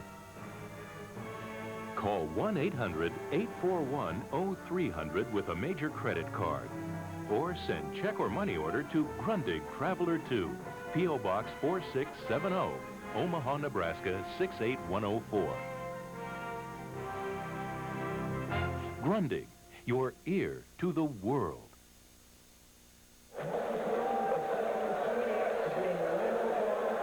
The fourth quarter begins with the Gators in possession at their own 20-yard line. Confusion along the front line.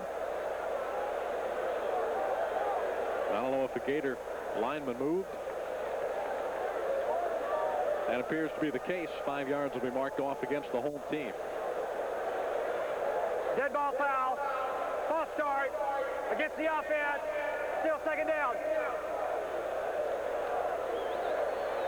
Now the second team offense has sputtered. After the first unit put 59 points, 52 points, Brian Fox and company added 1 touchdown here in the third period. But there appears to be much to work on for the second offensive unit. There's a pass and catch, but then a fumble.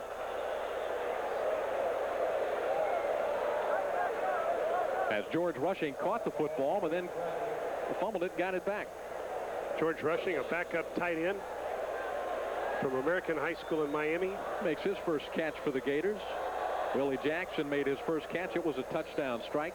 Aubrey Hill made his first catch in a Gator uniform. It also was for a touchdown, but Rushing has to settle for a 1-yard gain on his initial reception. Gators have 2 tight ends in the ball game right now. 1 running back and 2 wide receivers. On third down, Fox trying to hit the tight end Charlie Dean and overthrows him. Dean was well covered. D. Grayer had him blanketed. That'll bring up 4th down. Shane Edge, who hit one for 62 yards a moment ago. Helped his average a little bit there, didn't he? And there's Kolar,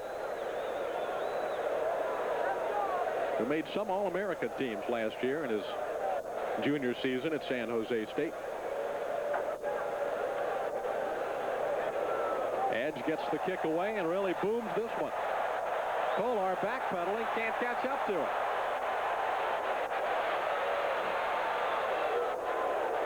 And out of bounds he goes at the 31-yard line. Crowd responding to the punting of Shane Edge. He really got off another good one. Yeah, that's your 60 yards. Classic case of out-kicking the coverage. You know, he just boomed it so far that even after the muff, Kolar had a chance to pick it up and still find some open spaces because the guys in the blue jerseys hadn't gotten there yet. You saw a shot of Edge. He enrolled at the University of Florida last January after graduating early from Columbia County High School. He was too old to play high school football last year. He turned 19 just before the season began. so was ineligible for a senior high school season.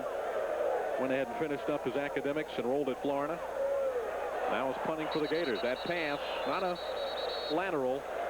It was a forward pass, and therefore an incompletion intended for Byron Jackson, who was simply trying to run with the football before he had possession.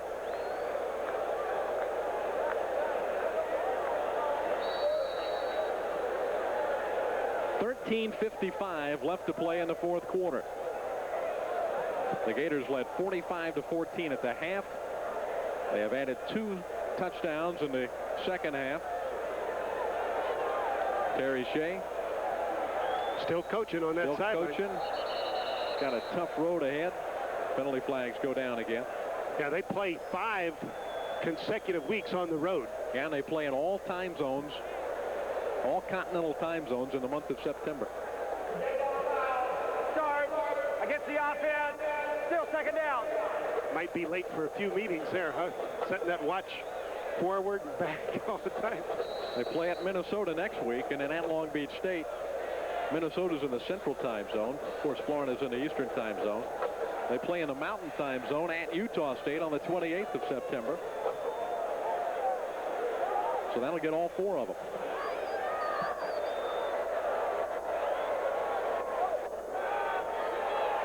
Veach stands in the pocket, but overthrows his receiver, Blackman. That'll bring up third down and 15. Well, he has a lot of courage, a lot of poise, Matt Veach. He looks like your classic pro-style quarterback, just stands back there and waits to the very last instant to get the ball downfield. Courageous athlete. That elbow is healed, but he has to ice it down after every practice, every game. Much like Nolan Ryan, huh? Keep that arm working. If only he could last that long. Or half that long. Or a third of that long. Oh, good. Good throw and catch. Matt Veach. I tell you, completes the pass to Walter Brooks Jr. This Spartan team's going to have over 400 yards in total offense before this game is over, and there's going to be some Gator opponents going to learn a lot from these game films about how they might attack this Gator defense.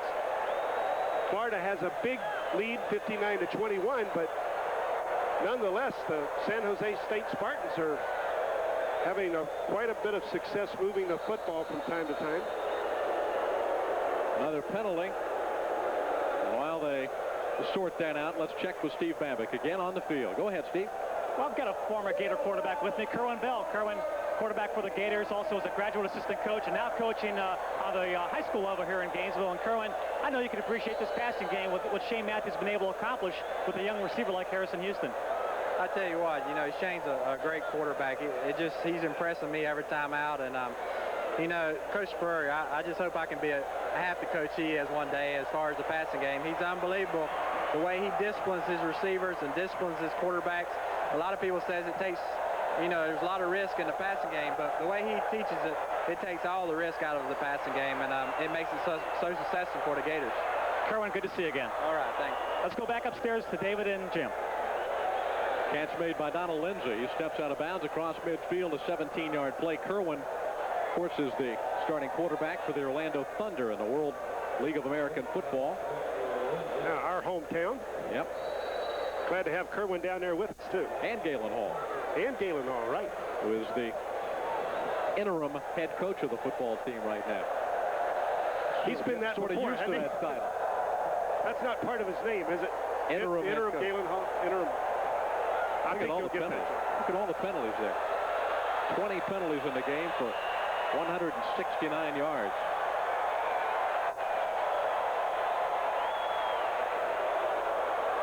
The defender fell down, but then so did Brooks. Monty Grote was tripped up. I think they got their feet tangled because Brooks went down a moment later.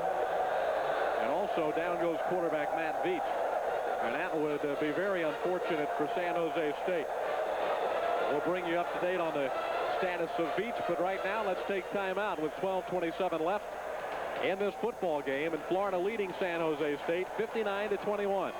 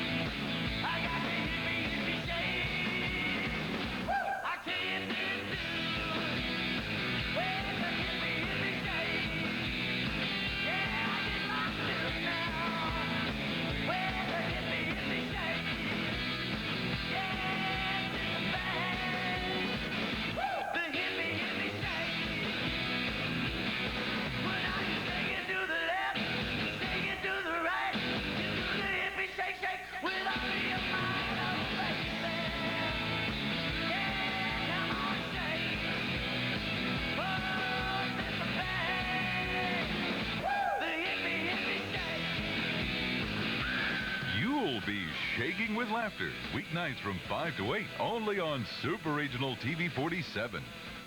We have no knowledge the story is false, therefore we're absent malice. The story is true. We may say whatever we like about Mr. Gallagher, and he is powerless to do us harm. I'm Michael Gallagher. Want to know where the story came from? Can a man be guilty until proven innocent? You say somebody's guilty, everybody believes you. You say he's innocent, nobody cares. Paul Newman, Sally Field, Absence of Malice. Tonight on the WNFT Mega Bucks movie.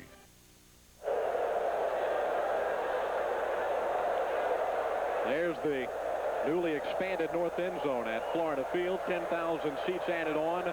Capacity now 83,000, and that's about what we've got here today. And here's how it evolved through the years at the University of Florida. The stadium dedicated in 1930 and expansion in 1950.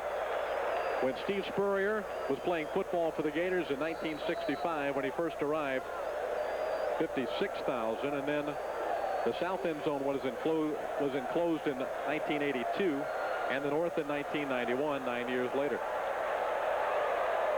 New quarterback Todd Whitehurst, David, in the ball game for his first action.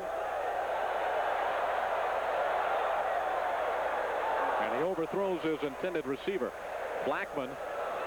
And there's Matt Veach on the sideline. Hopefully not a serious injury to the senior quarterback. It looked like it might have just been a leg cramp. But with his ball club down 59-21, I wouldn't be surprised if we don't see him again. He's got a lot to be proud of. He played an excellent game. Coach Spurrier's not going to miss him on the field.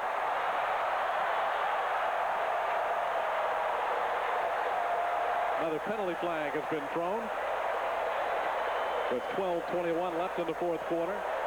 The outcome of this game has not been in doubt for quite some time now. Only the final score to be determined. Ineligible receiver downfield against the offense. Still second down. Well, with Mississippi State having scored a big victory, Tennessee looked good against Louisville a couple of nights ago on national television. Syracuse a big winner over Vanderbilt on Saturday. Florida's schedule looks very rough for the next month or so. Not much running room up front. Yeah, I think the fact that this Gator defense did give up so much yardage is in fact going to be some valuable information to some of those tough opponents you were talking about. Of course, they don't have the ability perhaps to throw the ball like this San Jose State team does. At least we hope they don't.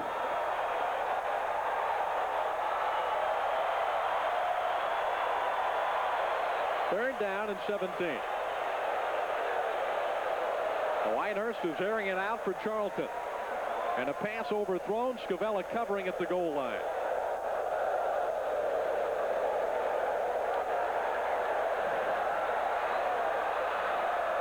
Now, these two football teams are still giving it all they've got. This is the play before the long pass. Well, that's a great block at the line of scrimmage, even though their team trails by 38 points. Robbie Miller, the huge offensive tackle, just buries Carlton Miles on that play. He's not giving up.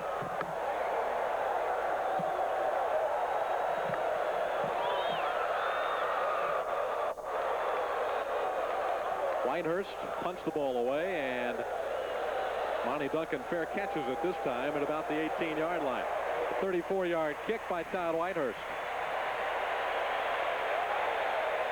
And the third Gator quarterback of the afternoon comes on.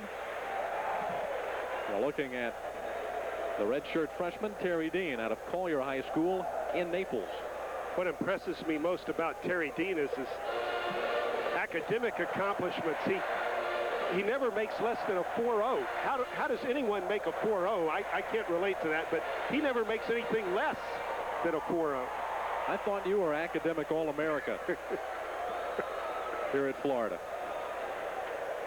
I know where the library is. There's a handoff to fullback Chris Bilke, a redshirt freshman. Carries the football out across the 20-yard line. There's a couple of happy Gators. Brad Culpepper on the left, Tony McCoy on the right. Brad is the vice president of the student body. His dad, you mentioned, was captain of the team, Bruce Culpepper, but he was also president of the student body here in the 1960s. So that's quite an accomplishment for that family. A lot to be proud of. You were president of the student body at what? I think it was pre-kindergarten. Was it pre-kindergarten? Beam's in big trouble, and down he goes. Marty Lyon makes the quarterback sack. Tries to get all the San Jose State fans here in the stadium juiced up. And there aren't very many in attendance, quite frankly. But well, it's just a breakdown. There's no one on him at all. It's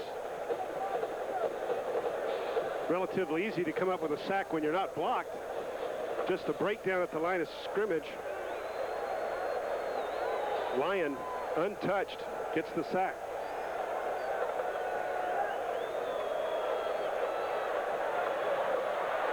Dean stepping up. Gets some good yardage across the 25 to the 26.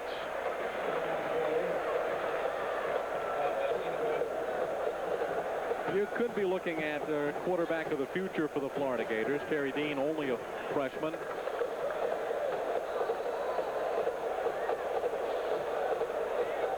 Redshirt freshman, right? He came to the university last year, and Shane Matthews had such a great year, and Brian Fox was on board, so they had the luxury of redshirting Terry Dean, and I think he is the quarterback of the future.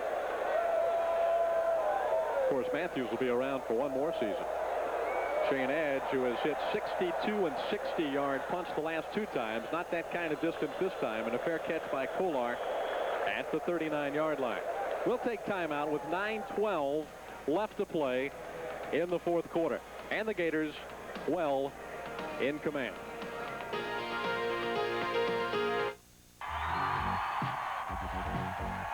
The world's greatest bodybuilder, Lee Haney, winner of 7 straight Mr. Olympia titles, beating Arnold Schwarzenegger's record. Now you too can learn the same secrets that made me the greatest bodybuilder of all time.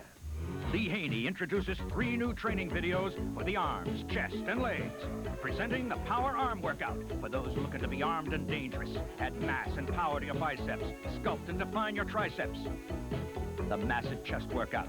Let Mr. Olympia Lee Haney help you blast those pecs and develop that titanic chest. The explosive leg workout is a muscle-pumping video with leg-blasting routines and monstrous squats that'll add size to the thighs and calves. Now's your chance to purchase the complete package. Buy all 3 videos and save $30.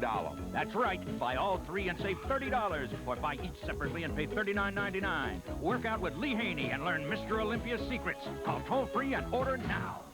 I'm Bob Knoll. My official title is head of auto testing for Consumer Reports magazine, but I really work for you. And there are over 200 people who work for you at Consumer Reports. We test and report on everything from toothpaste to TVs. Right now is a good time to try Consumer Reports because you can get a free trial issue with no strings attached. Here are the details. Call now for your free trial issue of Consumer Reports, the magazine that gives you all the pros and cons of a product, including price. Call now for your free trial issue, then decide. When the bill arrives, pay it and get 11 more issues, 12 in all, including the annual buying guide issue, for just $20. Or write cancel on the bill and owe nothing. And with your paid subscription, you'll get 2 free books, our 1991 buying guide issue and the updated New Medicine Show. So put Consumer Reports to work for you. Call now. Call now for Consumer Reports. Call 1-800-634-6500. 1-800-634-6500.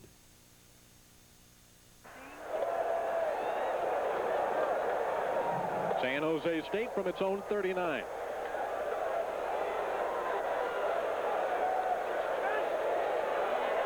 Matt Beach is back in quarterbacking this football team, and he underthrows Lindsey at the 45-yard line. Lindsey broke the wrong way, or at least Beach was anticipating him breaking a different direction.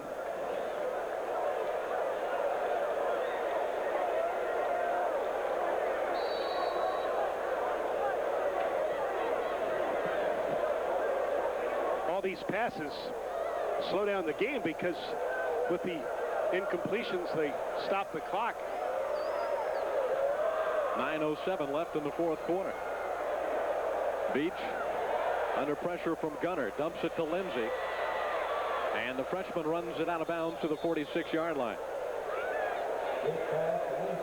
Well, the Stroh's Brewing Company, makers of Old Milwaukee and Old Milwaukee Light, is proud to salute today's outstanding performer, Harrison Houston, our player of the game this afternoon. He caught 4 passes, 3 of them for touchdowns. He caught as many passes today as he did in all of last season. That's a single game record too, David. 3 touchdown receptions in 1 ball game. Quite a start to the 1991 season for wide receiver Harrison Houston. Sophomore out of Pensacola. Sun setting in Gainesville as Donald Lindsay sweeps the left side and is chased down from behind in Florida territory at the 41. And the tackle made by Michael Gilmore.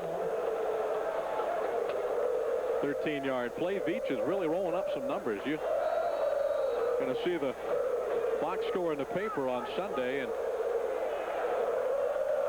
be very impressed with that young man's accomplishments today. And he has played well under difficult circumstances at Florida Field with 83,000 fans pulling against him.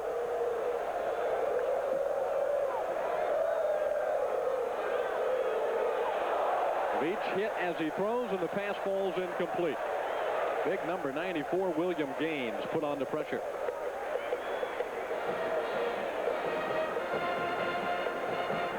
How many yards does Veach have? Over 300 and 391. He's in 3rd place right now in terms of the record book for an opposing quarterback against the Gators. Victor McGee has 394 yards from West Texas State in 1982. That was the 77-14. That was the same blowout game. And Rich Campbell, California, another hot quarterback from the West Coast, had 421 yards against the Gators in 1980, and that was also a loss. Ellerby gets the handoff on the draw play, and he's got no place to go. Gaines again was there, and linebacker Ed Robinson quickly on the scene, along with freshman tackle Ellis Johnson. There's William Gaines. And there's the total offensive numbers, and you can see that San Jose State holds the advantage in that department. I think that West Texas State offensive production was really irrelevant, but I don't think the production that we've seen today by San Jose State is irrelevant. I think it's kind of scary, the fact that they have this kind of potential and what a passing attack might do to the Gator defense. Blakes makes the catch, and Carlton Miles is there to make the tackle at the Florida 40-yard line. Maybe Coach Zook perhaps more conservative. We've seen fewer blitzes than we've seen in the past by this Gator defense, but obviously when you have such a big lead, you take some edge off of your attacking defensive style, and that's probably one reason why San Jose State has had so much success moving the football. 4th down, and a kick by Whitehurst will be down. That ball was knocked away beautifully right at the 1-yard line by a San Jose State University player. A 37-yard kick by Whitehurst, and the ball will be spotted at about the 3-yard line. Not exactly ideal situation for young Terry Dean to be thrown into. There's Whitehurst, also a backup quarterback. We've seen him run a series of plays for the Spartans.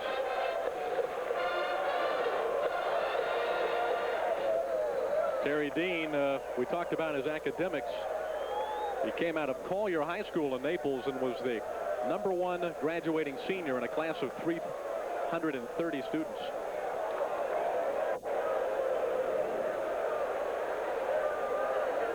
.6:57 left to play in the 4th quarter.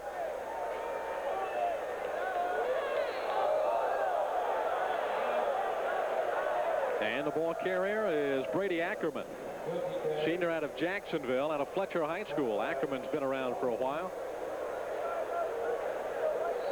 Walk-on running back getting a chance to see some action late in the fourth quarter of this 1991 season opener.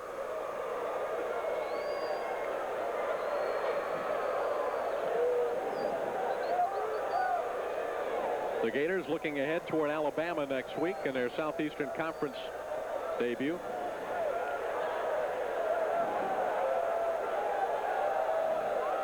Ackerman again gets the handoff, and Ackerman across the 5 and out near the 9-yard line. Ackerman is the tailback. Kirk Robinson is the fullback, number 40. In that Gator backfield, Steve Spurrier on the verge of posting victory number 1 for this season. San Jose State won its last 6 games last year, including a big win over Central Michigan in the California Raisin Bowl. So this will snap their winning streak and begin a new one for the Florida Gators, which lost its final game of the year last season to Florida State. Pass incomplete. Gators racked up over 50 points in their opener last year against Oklahoma State Cowboys. They got the season off to a great start and wound up winning 9 games. Maybe this is an indication of some great things to come. Certainly, as we mentioned, the expectations are there.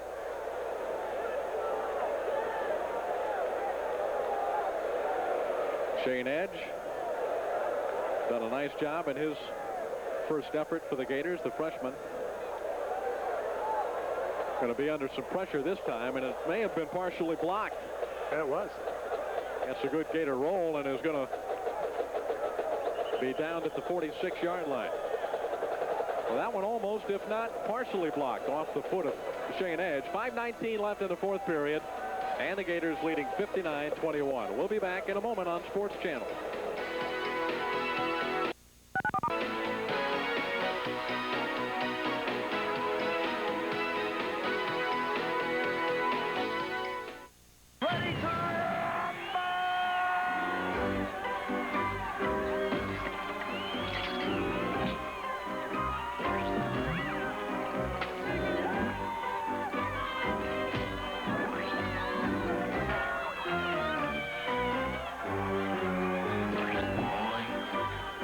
Revenge is funny.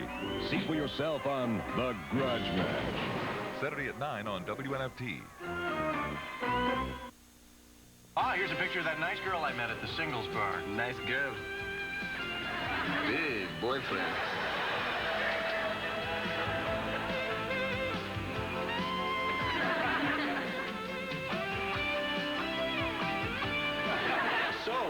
Hey, pal, that's my girlfriend. Perfect fun, perfect strangers.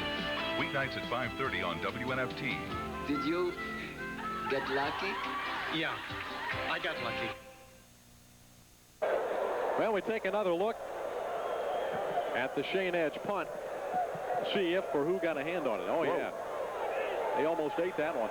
Lucky to get that kick away. Lindsey runs out of bounds with a football at the 43-yard line. That'll be a pickup of 3 yards on first down. Whitehurst is now the quarterback for San Jose State.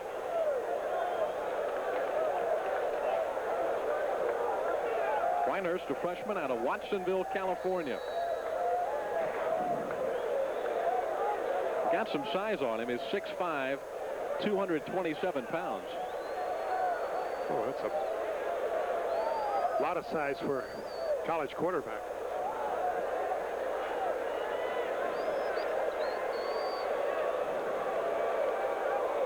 Whitehurst throws it incomplete, intended for Blakes. That'll bring up third down.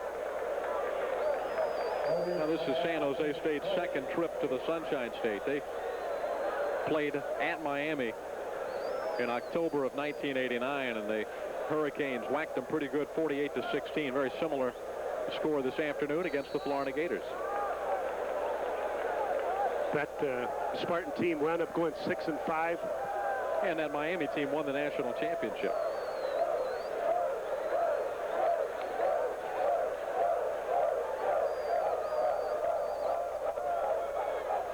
There's a pitch to Lindsey. And Lindsey is tripped up by Diamond, the senior linebacker out of Lakeland, number 51. Marquette Oliver doing a nice job turning the ball in.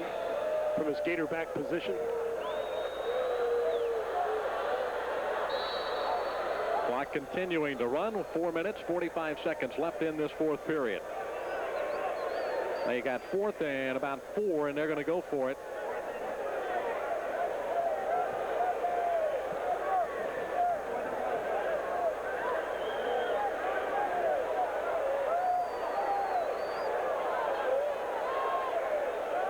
Florida's backup defense facing the test and almost intercepted. Del Spear just about picked that pass off, which was overthrown. Intended for Walter Brooks Jr., and Spear was in position to make the catch but couldn't come up with the football, and that'll turn the ball over to Florida. Yeah. Ball just takes off on Whitehurst, and Spears in a bit of shock as it comes at him, and he's not able to react and put on the brakes and catch the ball. He wishes he had that one back. That would have been a nice interception for Spear, who is the most veteran of the Gator cornerbacks this year. Look at the backfield here. Terry Dean has given the ball off. Who's got the football? There's a penalty flag thrown. 3 men lined up behind the quarterback, and the football was at some point during that exchange given to number 46, Ansley Carey. I'd like to see a replay of that. See if we can pick up what happened. There's a penalty. Let's take care of that first.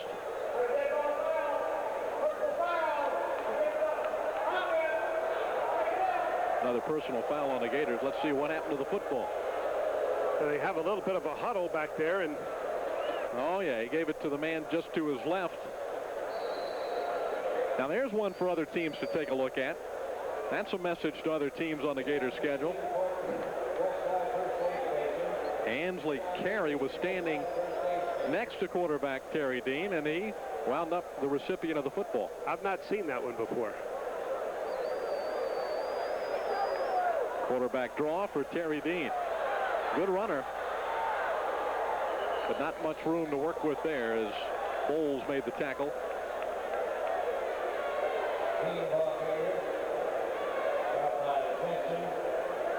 And Terry Jensen, Troy Jensen, I should say. Only 3:27 left to play in the game.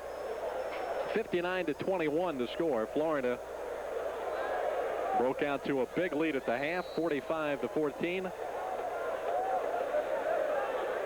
There hasn't been a lot of drama in this one since early in the football game, which is not likely to be the case next Saturday night here at Florida Field when Alabama comes in.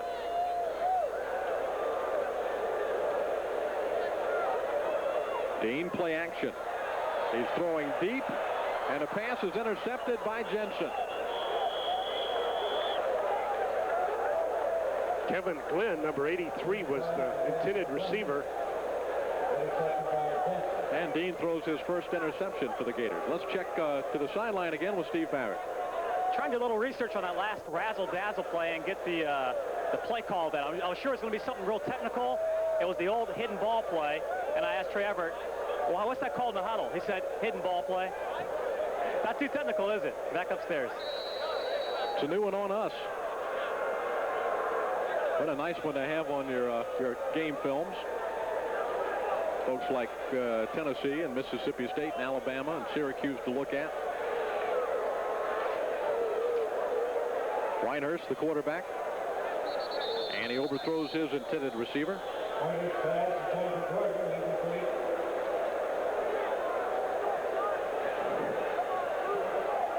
The pass intended for Ricky Jordan, a backup wide receiver. Well, everybody's getting to play. San Jose State brought 66 players on this trip, and I'll bet most of them will get a chance to play here at Florida Field. Only 2:46 left.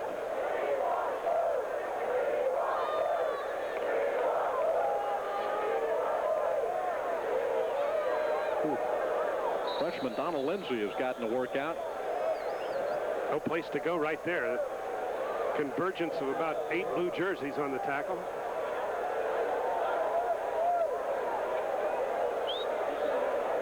I don't think San Jose State was intimidated by 83,000 people here today. I just think they've played a better football team.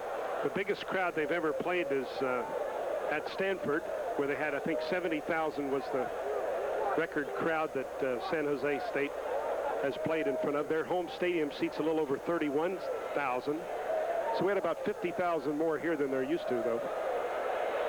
Lindsey trying to turn a corner, and there's freshman Carter waiting for him. Kevin Carter, the freshman from Tallahassee, number 57.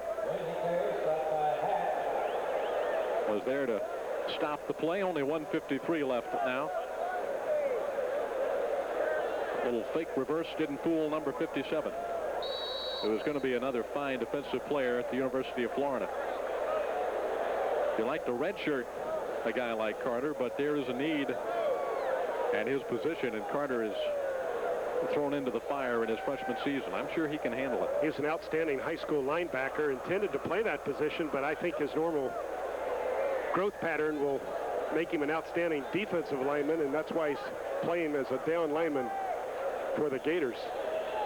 Whitehurst kicks the ball out of bounds at the 25-yard line. 1 minute, 15 seconds left. Out a 38-yard punt by Todd Whitehurst. Well, there have only been 21 points scored in the second half of this game. The Gators led 45-14 at the half. Florida has scored 2 second-half touchdowns. San Jose State 1. The Gators set a new team record with 6 touchdown passes today. Shane Matthews got 5 of them. Brian Fox the other. Here is the pitch to Robinson, and Robinson steps across the 30 and goes down at about the 32-yard line.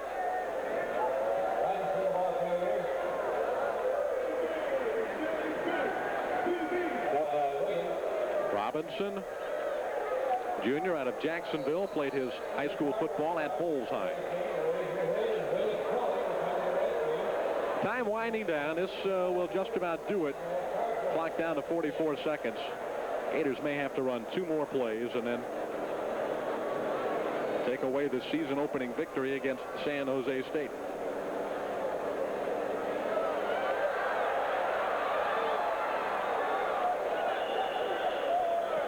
Ackerman is tackled to the natural grass surface at Florida Field at about the 39-yard line.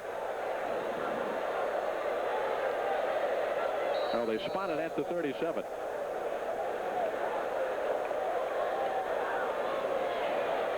The Gators will have to snap the football one more time.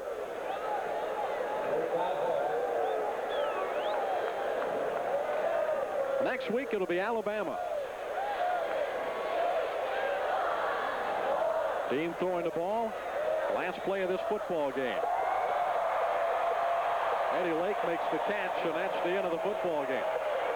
Florida scores an impressive, dominating season-opening victory over the San Jose State Spartans. The final score here in Gainesville, Florida 59, San Jose State 21. There are the 2 head coaches having a word with one another, 2 fine head football coaches. And the Gators now look towards Alabama next week, right back here at Florida Field. We'll take commercial break, and then we'll be back to close things out right after this. Sports Channel's coverage of Florida Gator football has been brought to you by Dairy Farmers Incorporated. Milk, it does a body good. By First Union Service, we guarantee it. By Osmos and Great Southern Wood, the most trusted name in wood preserving. By Old Milwaukee and Old Milwaukee Light, it doesn't get any better than this. By Amelie's Southeast Formula Motor Oil, built to keep it cool when the heat is on. And by Chevrolet and your Florida Chevrolet dealers. I admire your luck, Mr. Bond. James Bond. For more than